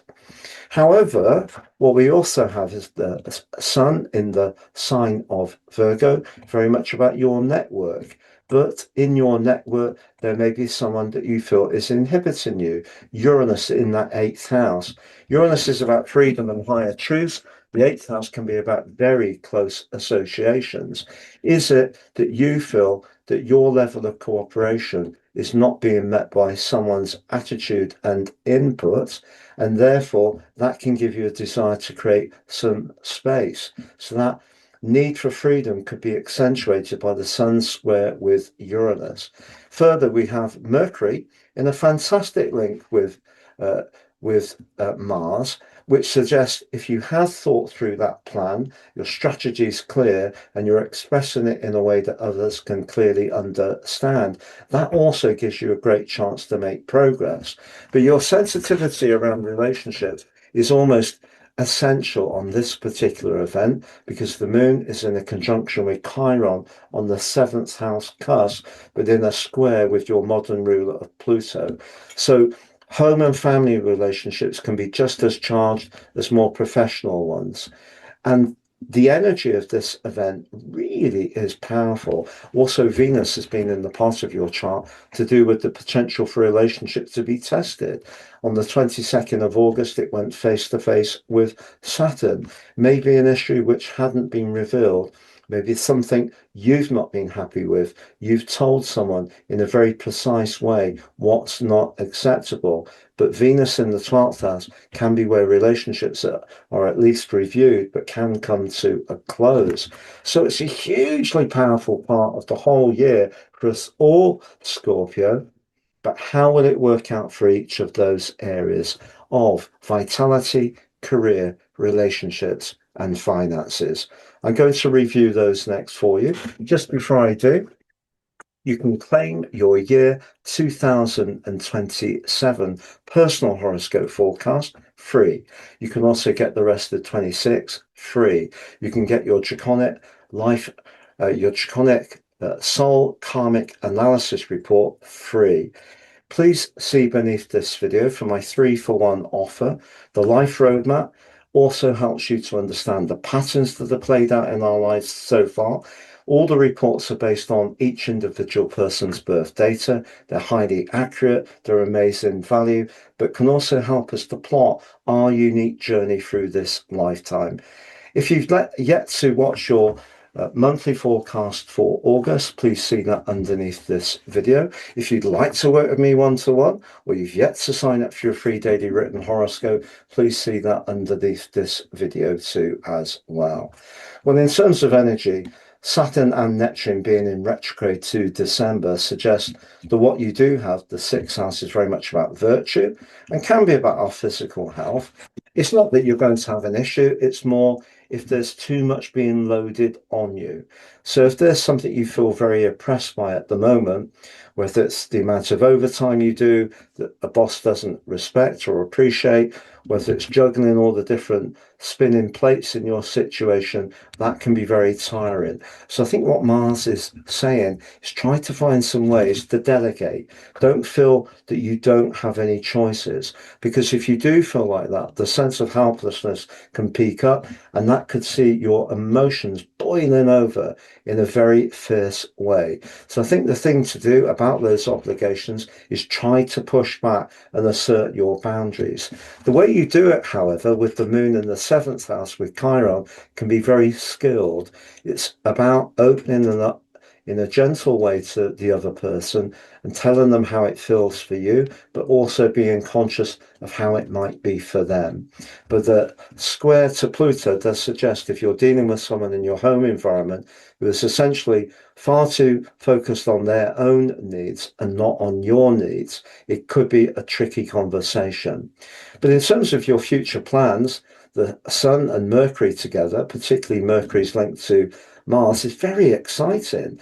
And Jupiter in between them, you can see, is in a semi-sextile with Mercury and Mars, can be the conduit, and the conduit is knowledge. So even if you do feel stuck in a job at the moment that you're not enjoying, I think there's a great opportunity to recalibrate in a different kind of way. Relationships, well, if there has been a frank heart-to-heart across Venus's opposition with Saturn, and particularly around the 22nd, the moon's conjunction with Chiron suggests that some gentle reflection of that between you could be a great way to go forwards. But just know that Venus is going to be moving into your zodiac sign around the 5th of September in terms of the American ephemeris, which I just looked at. So that's something to look forwards to. And that will create a new beginning, but also greater clarity for you. As far as everyday finances are concerned, nothing in the second house, but look at Uranus in the 8th, and also the path of fortune in a fantastic link to Jupiter, the planet of fortune. So if you've got an idea that's novel, it's innovative, and you're prepared to work very hard and be very disciplined delivering it, then your prospects and portents are good. Thank you so much for joining me, Scorpio. All the best. Welcome, Sagittarius, to your Clash of the Malefics deep dive forecast through the last week of August and the first week of September, but for the first time in 30 years, the two malefics, Mars and Saturn, forge a rasping right angle in the two zodiac signs where they are most challenging, where they're in their full. On the 1st of September, the square between them absolutely perfects. On the screen is the event chart from a purely Sagittarius viewpoint of that moment. I'm going to unpack this for you, but by the end of the video, you'll have a clearer picture of what's upcoming and how to tackle and navigate this energy in terms of your vitality, career, relationships, or finances. Thank you so much for joining me, astrologer Patrick Arundell. If you've yet to subscribe to my channel, please do so now to help it to continue to thrive. A little bit of context. Saturn briefly made its way into Aries last year for just over 3 months. It returned on the 14th of February this year.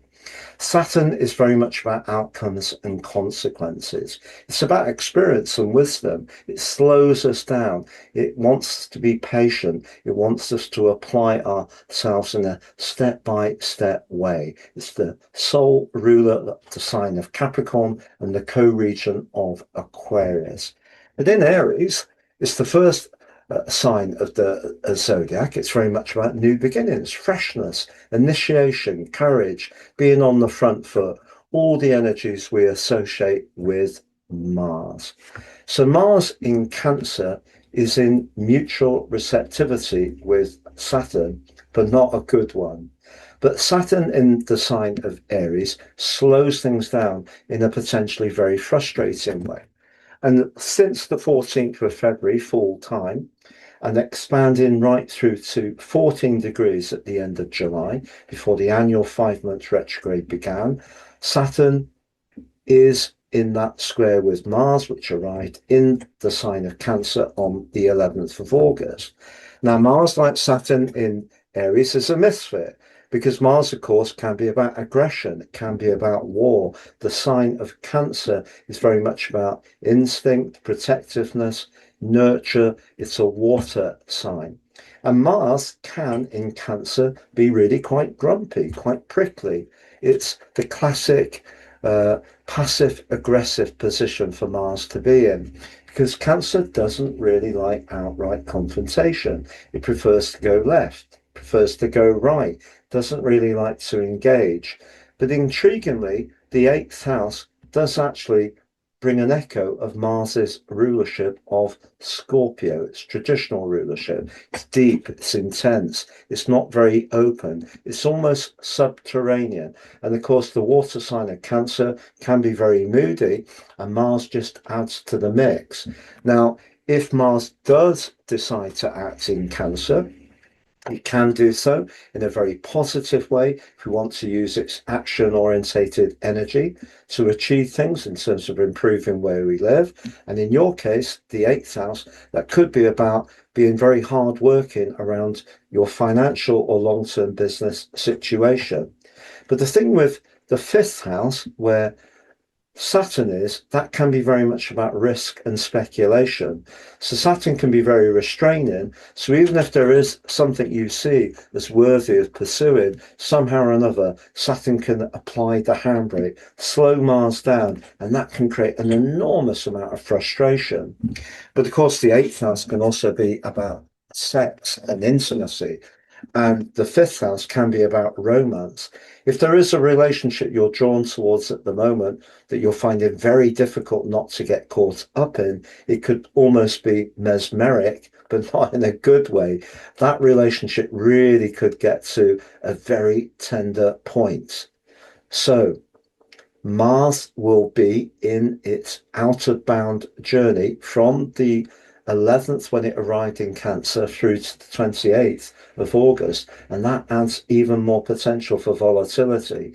So I think when it comes to risk around long-term finances, around shared resources, around a romantic situation that's very intense, maybe a big attraction, but there's some inherent limitations. Maybe it's children, 5th house, maybe it's to do with availability, maybe it's to do with possessiveness and control, but those energies can really be accentuated at this time.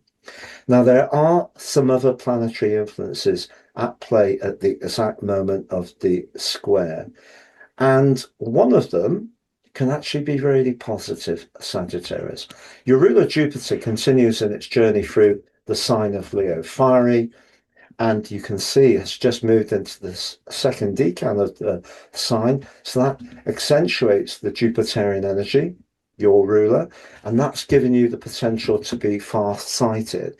So if there is something you do want to work towards, it could be a romantic relationship, it could be a business idea, it could be something to do with teaching, training, broadcasting, publishing.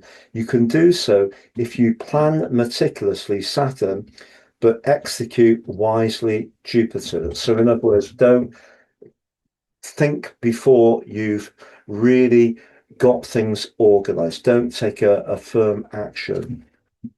Also, you have the sun right at the top of your chart, so it's a sun dominant chart, but it is in a square with Uranus. If you are wanting to be very ambitious at this time, and you feel that this relationship of any kind is inhibiting you, I think that square between Uranus and the sun could see you minded to break free of that limitation. But what we do have is Mars forging a very strong link with Mercury, also like the sun in your 10th house of ambition. So if you have got a business idea that's extremely well thought through, you can explain it in a passionate way, which really could be compelling to the person who hears what you have to say. But in a very exciting way, Jupiter acts as a conduit between Mercury and also Mars. It's in a semi-sextile to both, and therefore knowledge or information can help you to decipher what is very complex at this time. Just one other thing to tell you about the moon, equally as important as the sun. It's in the practical sixth house, but it's in a conjunction with Chiron. That's really asking you to think very much about organization, but also perhaps to think about things in a bit more of a aesthetic way. You know, how will things actually work? Will it fit into my domestic plans? Will it work for me in terms of my emotional situation? But they are being squared by Pluto. So that also creates a potential for some tension. Also, we have Venus, the planet of relating, emerging from an exact opposition to Saturn. If you did feel around the 22nd of August, or you do after you watch this video, a pinch point between you and someone you're involved with, it could be because you're being asked to really think, is it for the long term or not? Because sometimes, and I think most of us can experience this in our lives, we can be drawn towards someone that we find almost irresistible, even if we know they're not really good for us. And I think this Mars square Saturn is an indicative energy of that particular type of relationship. So the moon and Chiron are asking you to be really grounded. We have the sun and Mercury asking you to be very sensible and plan things around your work situation, but I wouldn't, over the 2 weeks of this particular influence, be too minded to go for a speculative investment without having really done your homework. I'm going to summarize those 4 areas of vitality, career, relationships, and finances next, Sagittarius. Just before I do, you can claim your free year 2027 personal horoscope forecast and get the rest of this year free. You can also claim your free Draconic soul karmic analysis chart and interpretation with my unique 3-for-1 offer, where you get your life roadmap, which helps us to understand our patterns and get a more intimate understanding of them. But I've slashed the price of the reports, extended the length of the forecast, because I want to provide the best value in what is a challenging time for many people. Please see below for more. If you've yet to watch your August monthly forecast, I'll pop that beneath this video. If you'd like to work with me one-to-one, it'd be a pleasure. Please check out my testimonials below. And also you can sign up for your free daily written horoscope. In terms of energy, we're having Moon and Chiron in the conjunction in your 6th solar house.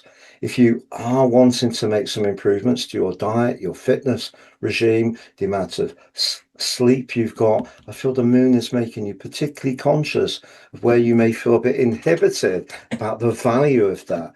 Is it really worth doing? Well, I feel you should give it a whirl. In terms of relationships, having Uranus in that 7th house, certainly in the square with the sun, suggests around professional relationships, if there is someone who's not really tuning into you in the way you want, that part of you that can really appreciate a degree of autonomy and space could find a voice. But in terms of your romantic ties, having that part of fortune in the 7th house, in a pretty good link with Jupiter, your ruler, suggests if you're traveling anywhere, you could have that fated connection. But in an ongoing relationship, I think that's where the drama could show up. Saturn in the 5th house, very much about marriage. 8th house about intimacy. If there are tensions about money, 8th house shared finances, or about the amount of sex that perhaps is happening between you, or you're in a relationship where someone tends to leverage control, that's possible. Unfortunately, there may be that part of you that does, again, want to assert your independence, coming from Uranus in that 7th house. Now, what about the financial situation? Mars in the 8th house can be brilliant for making the most of your resources, but not, I don't feel, on this particular event as far as more speculative financial punts. So if there is something you're drawn towards, yes, the desire to improve your finances can be extraordinarily strong. But just know that Saturn in that fifth house is really cautioning you not to make risky investments quickly. But what you do have is Jupiter, your ruler, in a very expansive area, in a great link with Saturn. So if you've done your homework, then there is a good chance to make progress. And in terms of your longer term financial situation, Venus, the planet of money, has emerged from that opposition with Saturn. That may have shown up more in your romantic life around the 22nd. There may have been a tense point, but intriguingly, in natal charts where Venus and Saturn are in contact, those people often, even in the hard aspects, end up stinking rich. It's one of those interesting aspects. But I feel, as far as your career is concerned, Mercury being at the top of the chart in that excellent link with Mars and also intersected by Jupiter suggests if communication is flowing well, you have a clear vision and you're able to deliver and persuade what your vision is, it could be a time of breakthroughs if there isn't those politics around feeling micromanaged or someone who's very changeable and doesn't really give you clear boundaries. Thank you so much for joining me, Sagittarius. All the best and hopefully see you again soon. Welcome, Capricorn, to your Clash of the Malefics deep dive forecast.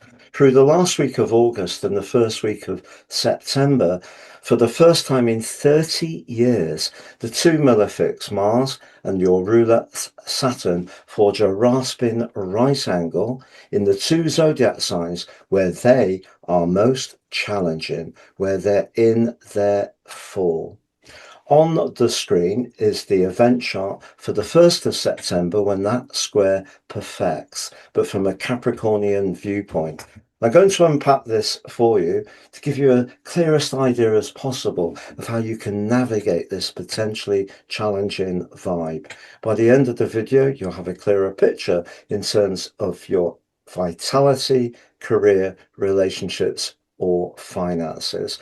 Thank you so much for joining me, astrologer Patrick Arundell. If you've yet to subscribe to my channel, please do so now to help it to continue to thrive. Your ruler Saturn is the greater malefic, Mars is the lesser, but Saturn moved into the sign of Aries briefly last year for just over 3 months, inverting back into Pisces on the 1st of September. But it arrived back into Aries on the 14th of February, and by the end of July this year, got to the maximum point of its extension before the annual 5 months retrograde began at 14 degrees. So it's been edging backwards. Now Mars, on the other hand, moved into Cancer on the 11th of August. It's going to be there through to the 28th of September, but through to the 28th of August is out of bounds. So beyond the sun's usual celestial territory, and that makes Mars all the more potentially volatile. Now, in terms of these two zodiac signs, Aries is the start of the zodiac, so it's very much about initiation, new beginnings, and building things from scratch. Saturn, your ruler, is very much about the outcome and consequences of all our hard work and application. Of course, it's about discipline, yes, very much about time and can be about fate. But there's a mismatch in Aries for sure, because Aries is naturally impatient and action orientated, where Saturn is much more cautious. So that's why that energy doesn't align there. Saturn is in its fall, F-A-L-L. Now, Mars, on the other hand, the ruler of the sign of Aries, so of a mutual receptivity in a challenging way, that's very much about getting things done fast, can be about impatience, can be about taking on challenges quickly. But of course, it is about thrust, it's about our identity, and it can be about our ego. So the sign of Cancer is intuitive, it's protective, it's emotional, it's about where we're wanting to look out for our family, or perhaps in terms of where we live. And in a constructive way, what I feel Mars can do is give us a little bit more determination and grit, perhaps to achieve things things around the domestic sphere that may have got delayed. But what about the particular houses they occupy for you personally? So you can see on the screen that Saturn in that retrograde at 1339, Mars at 1339. But for you, it's the fourth house. So it's the more emotional sphere that Saturn's going to be influencing full time right through to the end of April 2028. So you may have found since, well, for that brief period last year for 3 months, and since the middle of February, that there may have been repairs that you've had to carry out to your property. There may have been tensions in the family. You may have wanted to work harder your inner world, perhaps your emotional situation. And maybe you've also been much more retrospective in understanding the roots of who you are from way back in your childhood. Now, Mars, on the other hand, is in house 7. House 7 has a reputation for being about relationships. So having Mars there could give you a greater desire to pursue what you need. But Mars in Cancer can be quite prickly, defensive. It can be a bit reactive.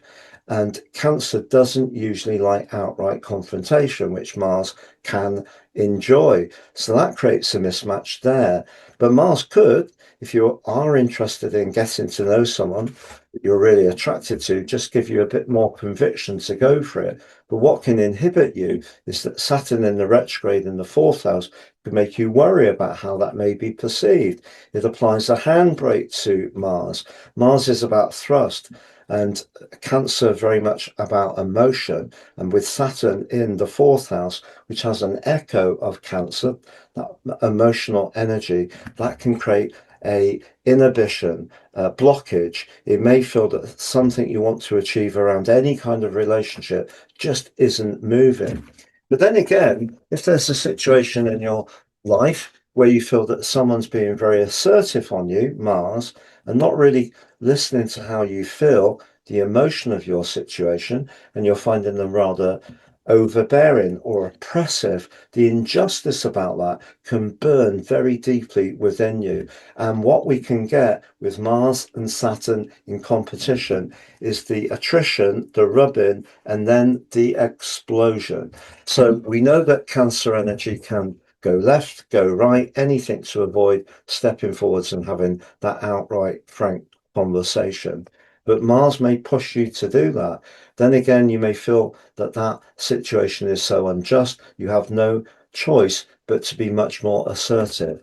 But I want to reassure you, Capricorn, that there are some very positive energies in this event, not least that Mercury, the planet of communication, is in a delicious link with Mars. So if you are aligning with people who do understand how you feel, then that could be a very dynamic link, and things could start to develop that much quicker as long as you listen to your feelings. We also have Jupiter, the planet of knowledge, lying in between Mercury and Mars in a semi-sextile to both. And Jupiter's in a part of your chart that's to do with closeness, intimacy, long-term finances, and actually forges a stunning link with Saturn, a trine. So if there's something you're trying to do around a property situation, you've got all the plan, you're well informed about all the issues, you could make progress, even if it doesn't quite accelerate at quite the pace you want.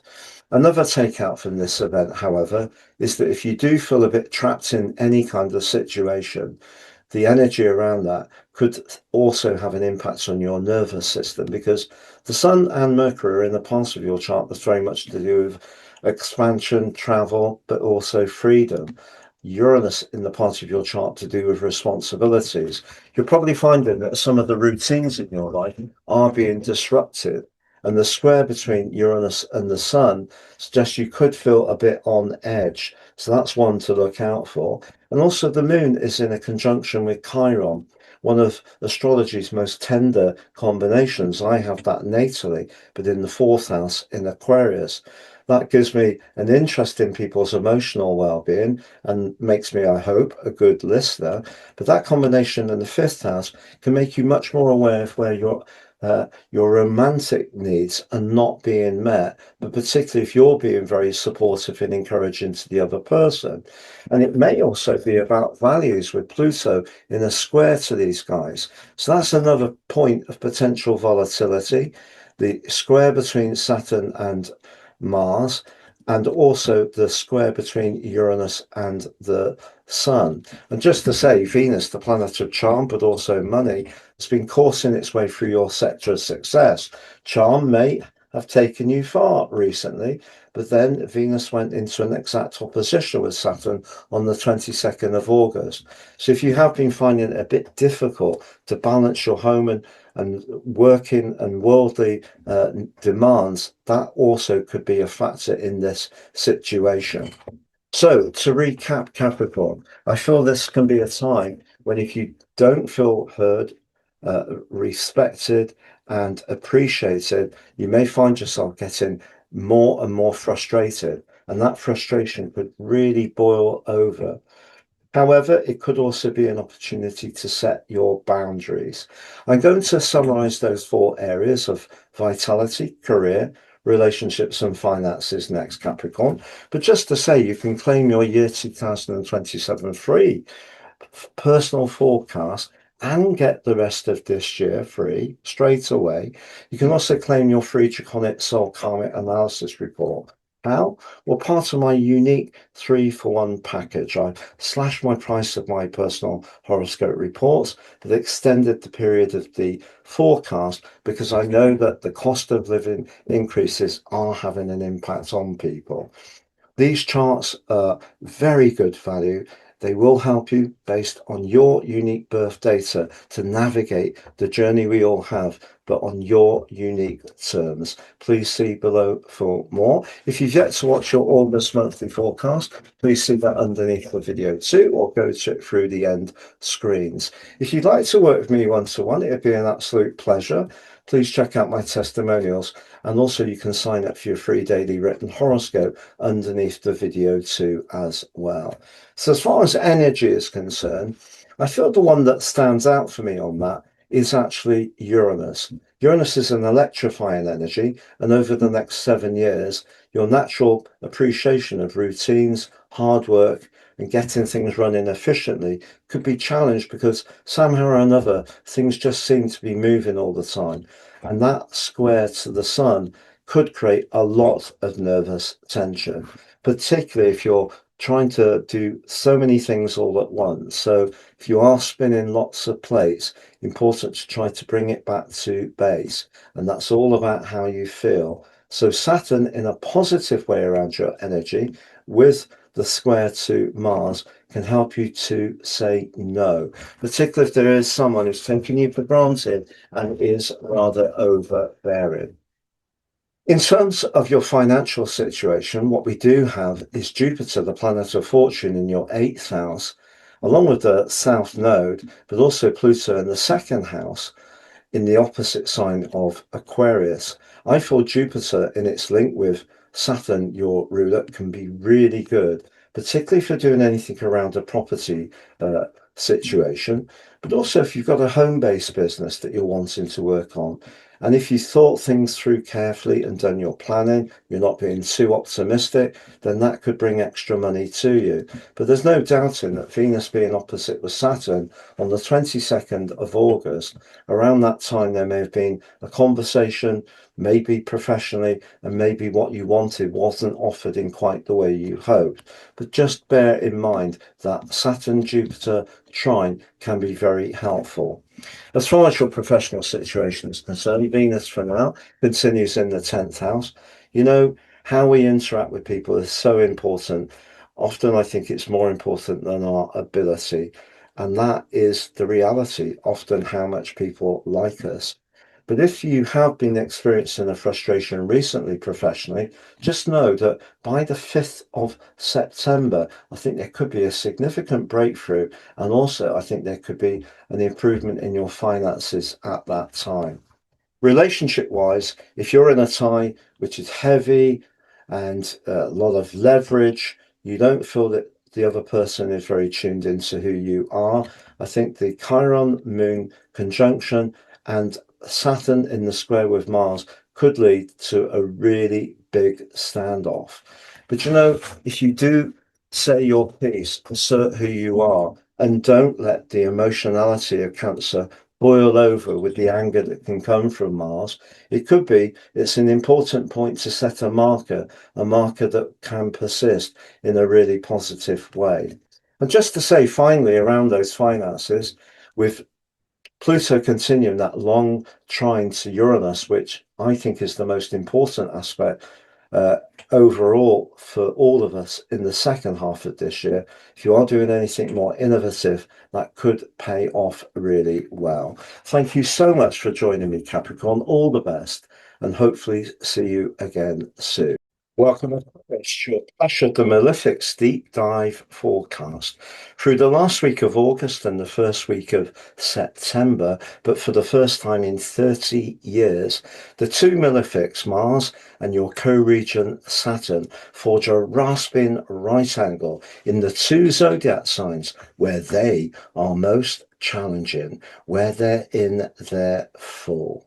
On the screen is the event chart of the exact moment the square perfects on the 1st of September, but from an Aquarius viewpoint. I'm going to unpack this for you, and by the end of the video, give, I hope, a clearer picture of how to navigate this challenge in terms of your vitality, career, relationships, or finances. Thank you so much for joining me, astrologer Patrick Arundell. If you've yet to subscribe to my channel, please do so now to help it to continue to thrive. Just a little bit of context. Saturn briefly moved into Aries last year for just over 3 months, inverting back into Pisces on the 1st of September. On the 14th of February, it went back into the sign of Aries. It's going to be there full time through to the end of April 2028. But last month, July, it got to the maximum extension this year of 14 degrees before going into its annual 5-month retrograde. So it's tracked back a little bit since then. It's now back to 13 degrees 39. The Saturn is very much about, in the case of Aquarius people, continuity, the fixed energy of Aquarius, but also in terms of its rulership, its sole domiciliary rulership of Capricorn, very much about the orthodox, but it can be about wisdom, hard work, application. But of course, Saturn also rules time. It's cautious. And in the zodiac sign of Aries, which is the beginning of the entire journey, it's very much about enthusiasm, thrust, new beginnings, and excitement, which comes from the ruler of Aries, which of course is Mars. So Mars being in a square to Saturn in Aries has a mutual receptivity, but not in a particularly good way. But the energy of Aries is also rather innocent, whereas Saturn's much more to do with outcomes and consequences. It's about deep wisdom. So we've got a misalignment. Aries wants to be fresh. Saturn wants to slow things down. It's like driving with the proverbial handbrake on. But then if we think about the energy of Mars, Mars in Cancer can be very prickly, defensive, maybe a little bit up and down around moods. Cancerian energy doesn't usually like a direct engagement. Mars, of course, is well up for a battle of wills or even more. So in the sign of Cancer, the steaminess of the water extinguishes some of the flame, but that can create frustration, and it can also create moodiness. People can take their disapproval and anger away, withdraw, and it's simmering out of sight, sulking, to put it in blunt language. But in terms of the houses that each of the planets are in for you, there are opportunities. So Saturn in the 3rd house is asking us Aquarius people to think very carefully about how our words land. Could we organize our thoughts a bit more? Could we work harder at integrating in our community, whether it's online or whether locally? Or do we want to put boundaries in around those areas? Might it be that there's coolness around relationships with certain siblings, with Saturn in the sign of Aries? Possibly, but it could also be a time to work even harder at improving those ties. There's never one end of the spectrum with Saturn. But what Saturn can also do in the third house is perhaps create frustration, particularly around nervous energy. The third house very much about nervous system. And if you like to get things done quickly and you're very enthusiastic, you may have encountered 4 times since the middle of February, times when it's just seemed very, very tough going. Now, Mars in the sixth house can be good because it can give people stamina, extra stamina. And Mars is, of course, about determination. It's about fighting for what we want. So the sixth house can be our work. It can be to do with perhaps being more active, physically active. It could be about being more engaged with perhaps improving the organization in our situations. But when we put sixth and third house energy together in a square, one of the things we can try to do is actually be a little bit too virtuous. So through the last week of August and the first week of September, don't try to cram too much in. And equally, if you are encountering, particularly at work, irritations, people making demands, being overbearing, Mars in the sixth house could be a line manager, a colleague who constantly demanding more and more. Saturn in that third house, thinking about the message, but also feeling frustrated if you can't do all we want to do. So that can build up a welter of exasperation, which can then explode. So it's important to understand, pardon me, with Saturn and Mars aspects, that we can work very hard and be very disciplined, and then it reaches like a trigger point where the frustration can boil over. So even Mars in Cancer, which doesn't really like to show its anger in a direct way, could step forwards and do precisely that. Now, that could be incoming energy. It could be what you and I want to express to someone else. But there are some really lovely aspects in this event too. Saturn's forging a lovely link with Jupiter, which is almost precise. So if there are conversations going on or connections that are constructive, where there's an alignment, but also things are organized in a very well-structured way, that's very Saturn in the third house.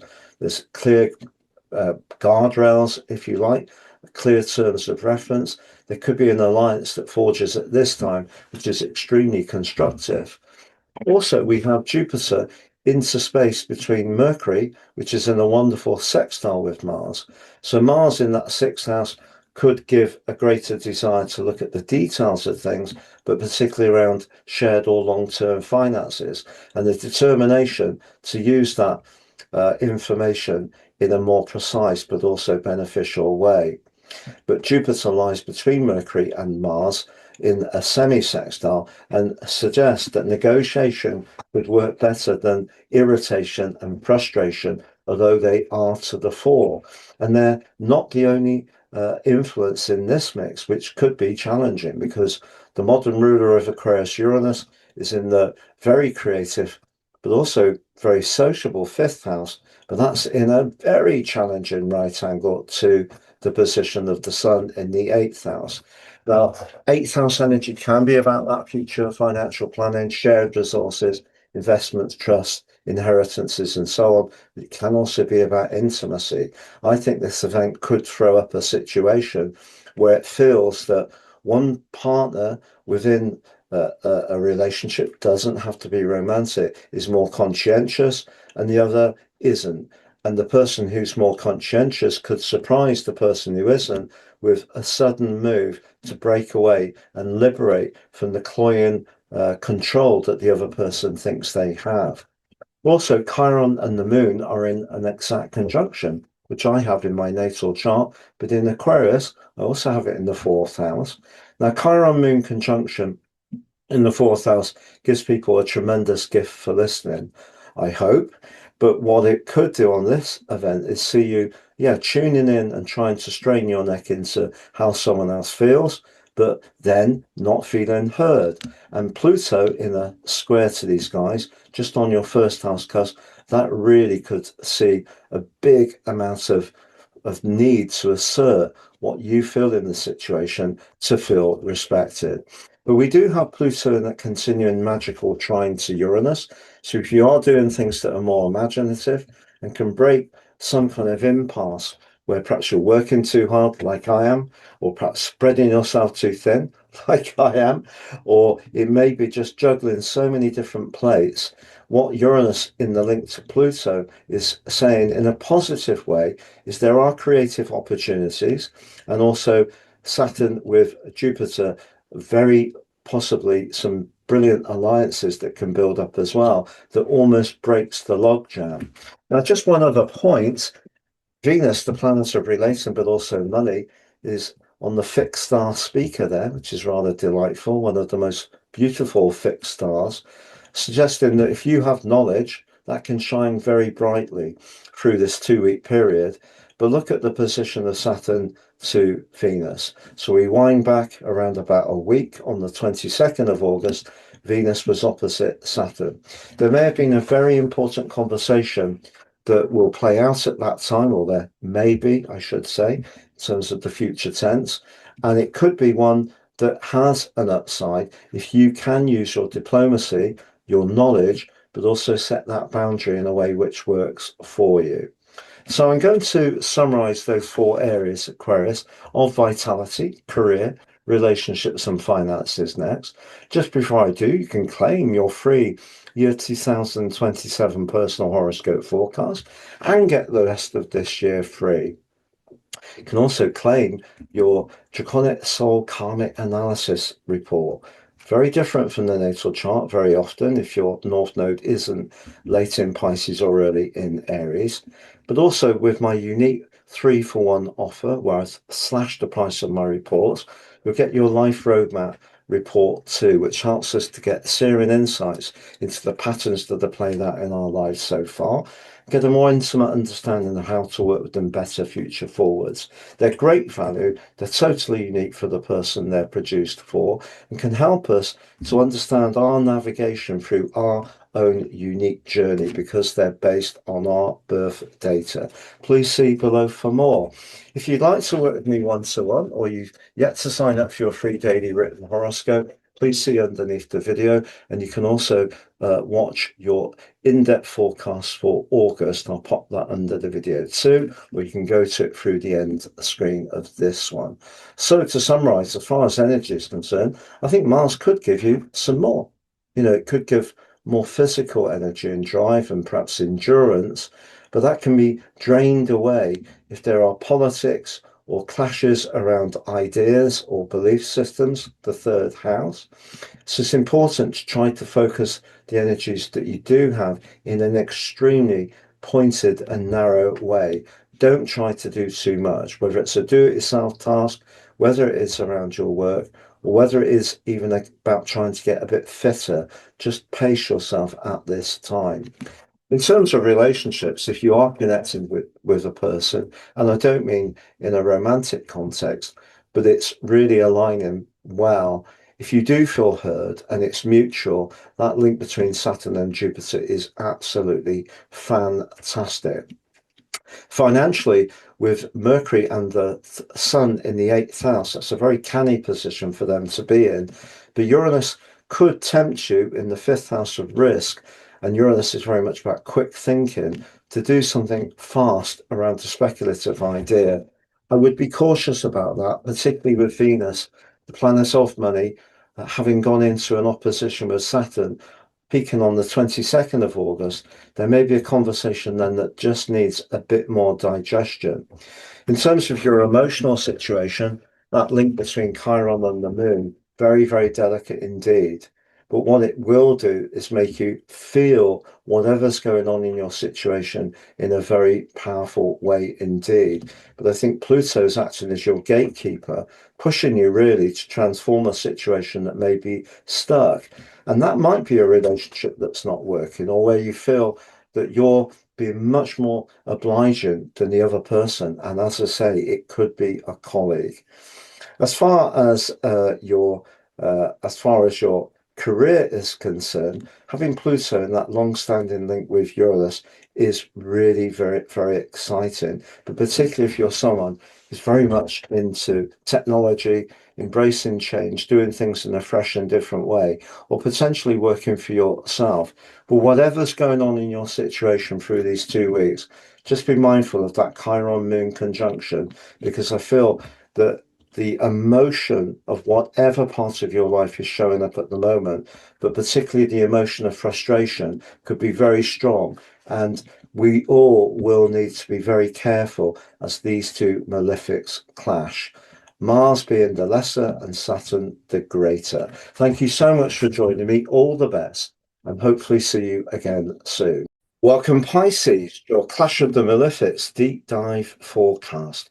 Through the last week of August and the first week of September, but for the first time in 30 years, the two malefics, Mars and Saturn, forge a rasping right angle, a square, which can create an enormous amount of tension within the two zodiac signs where they are most challenging to us, where they're in their fall.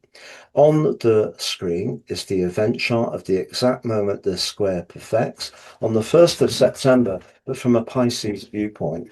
I'm going to unpack this for you, and by the end of the video, you'll have a clearer picture of how to navigate this potentially challenging vibe in terms of your vitality, career, relationships, or finances. Thank you so much for joining me, astrologer Patrick Arundell. If you've yet to subscribe to my channel, please do so now to help it to continue to thrive. Just a little bit of context. Saturn is the sole ruler of the sign of Capricorn and the co-regent of the sign of Aquarius. Its rulership of Capricorn is really the energy we know most. It's very much about persistence, patience, application, wisdom, its outcomes and consequences. However, in the zodiac sign of Aries, where it's been full-time since the 14th of February, after leaving your zodiac sign after a brief visit last year of just over 3 months, Saturn for you has been accentuating its shrewdness around your resources, but also asking questions about your sense of self-worth and value. The Saturn in Aries is a real mismatch, because if we think about it, Aries is about the new beginning, the start of the journey. It's the beginning of the zodiac. It's fresh, it's innocent. It's also highly energized because of the ruler Mars. Mars likes to go for it in a dynamic way, can be a risk taker, can also be assertive, but equally impatient. So if we put Saturn in that zodiac sign, that's why it's in fall. It isn't a great alignment. But as I mentioned for you, it's asking you to work at your second house energies. Now, Mars, on the other hand, burst into the sign of Cancer on the 11th of August, where it will be through to the 28th of September. But through to the 28th of August, Mars is in an out of bounds part of its journey. In other words, it's beyond the normal celestial sphere of the sun. And when planets go out of bounds, they can be more unpredictable. And of course, Mars can be about being quite feisty, quite forceful, and of course, quite warlike. But what about in Cancer? Well, Mars in Cancer is very protective, particularly of its tribe, or maybe of possessions, the home. But Mars here can also be a bit prickly, defensive, unpredictable. It can be a bit sulky, because Cancer doesn't generally like outright confrontation. So it's the classic, if you like, passive aggressive position for Mars to be in its entire journey. But Mars can be very good if we want to be proactive about something that we're tuned into in a very intuitive way. And for you, something you feel very creative about. And it's a rare Pisces person that doesn't have gifts in that regard. And the fifth house can also be about where we're playful, sociable, and want to be romantic. And Mars clearly can be about the pursuit of those things and the thrill of the chase, even. So, how do the two blend together? Well, Saturn in that second house is certainly perhaps seeing you question your worth.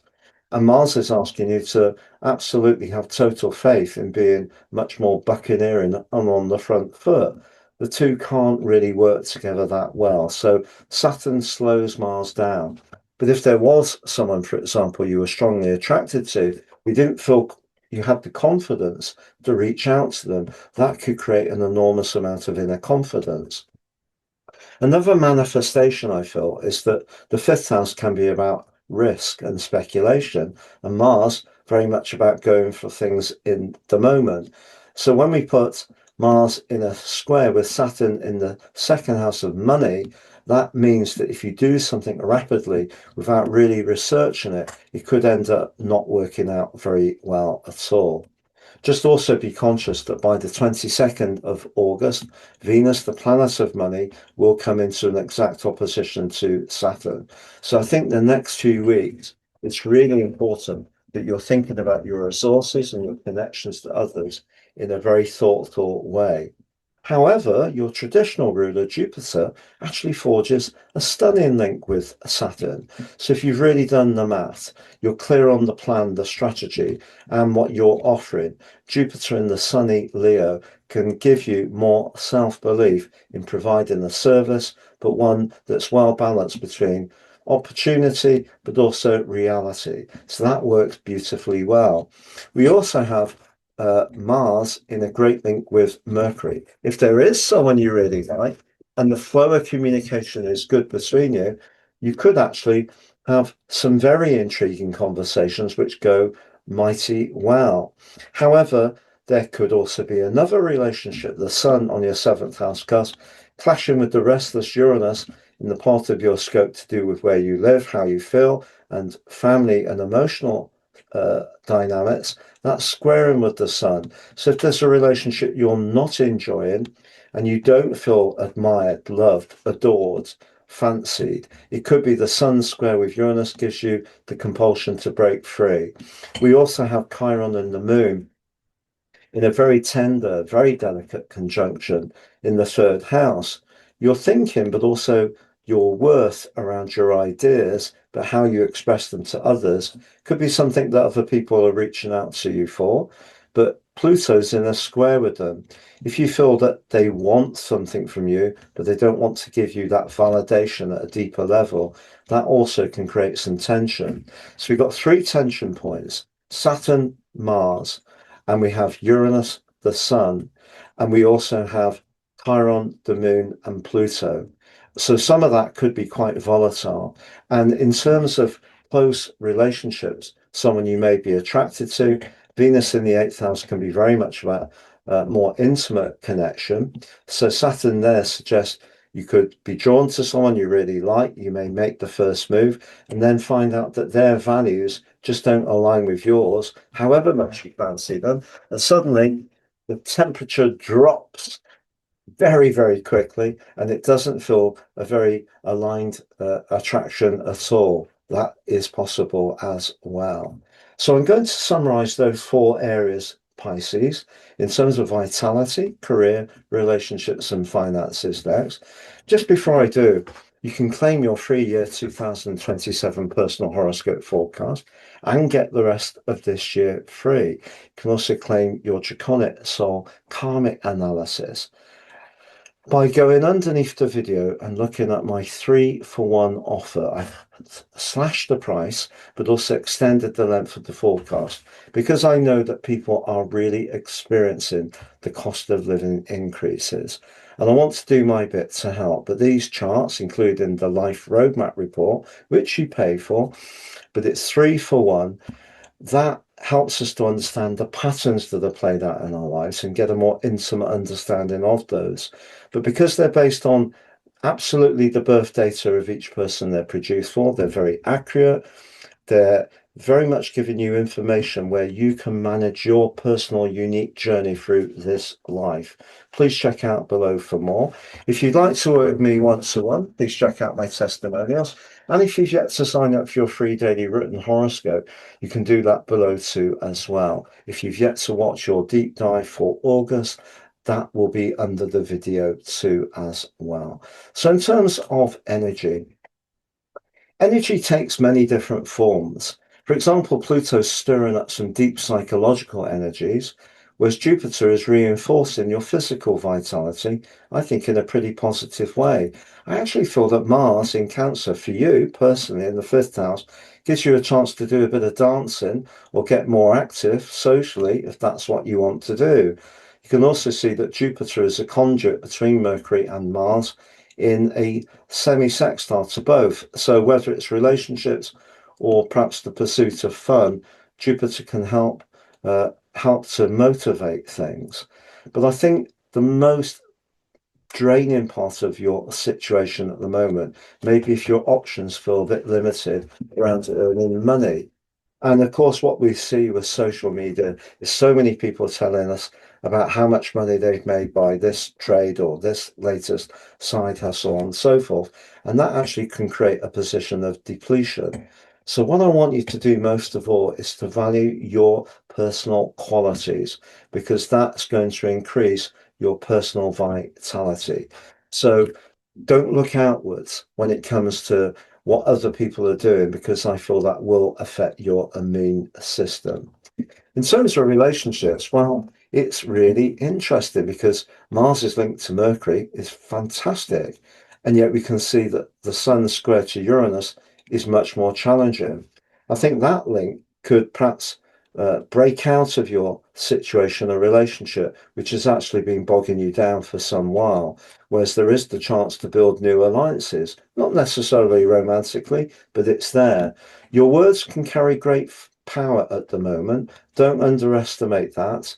Your beliefs can also be important as well. But unfortunately, Pluto squaring these guys could suggest that maybe you get to know more about how someone really feels. And that could be a bit depleting around any kind of relationship, which isn't going so well. But financially, Saturn's link to Jupiter looks very, very hopeful indeed. I just wouldn't go for any punt that's not extremely well researched.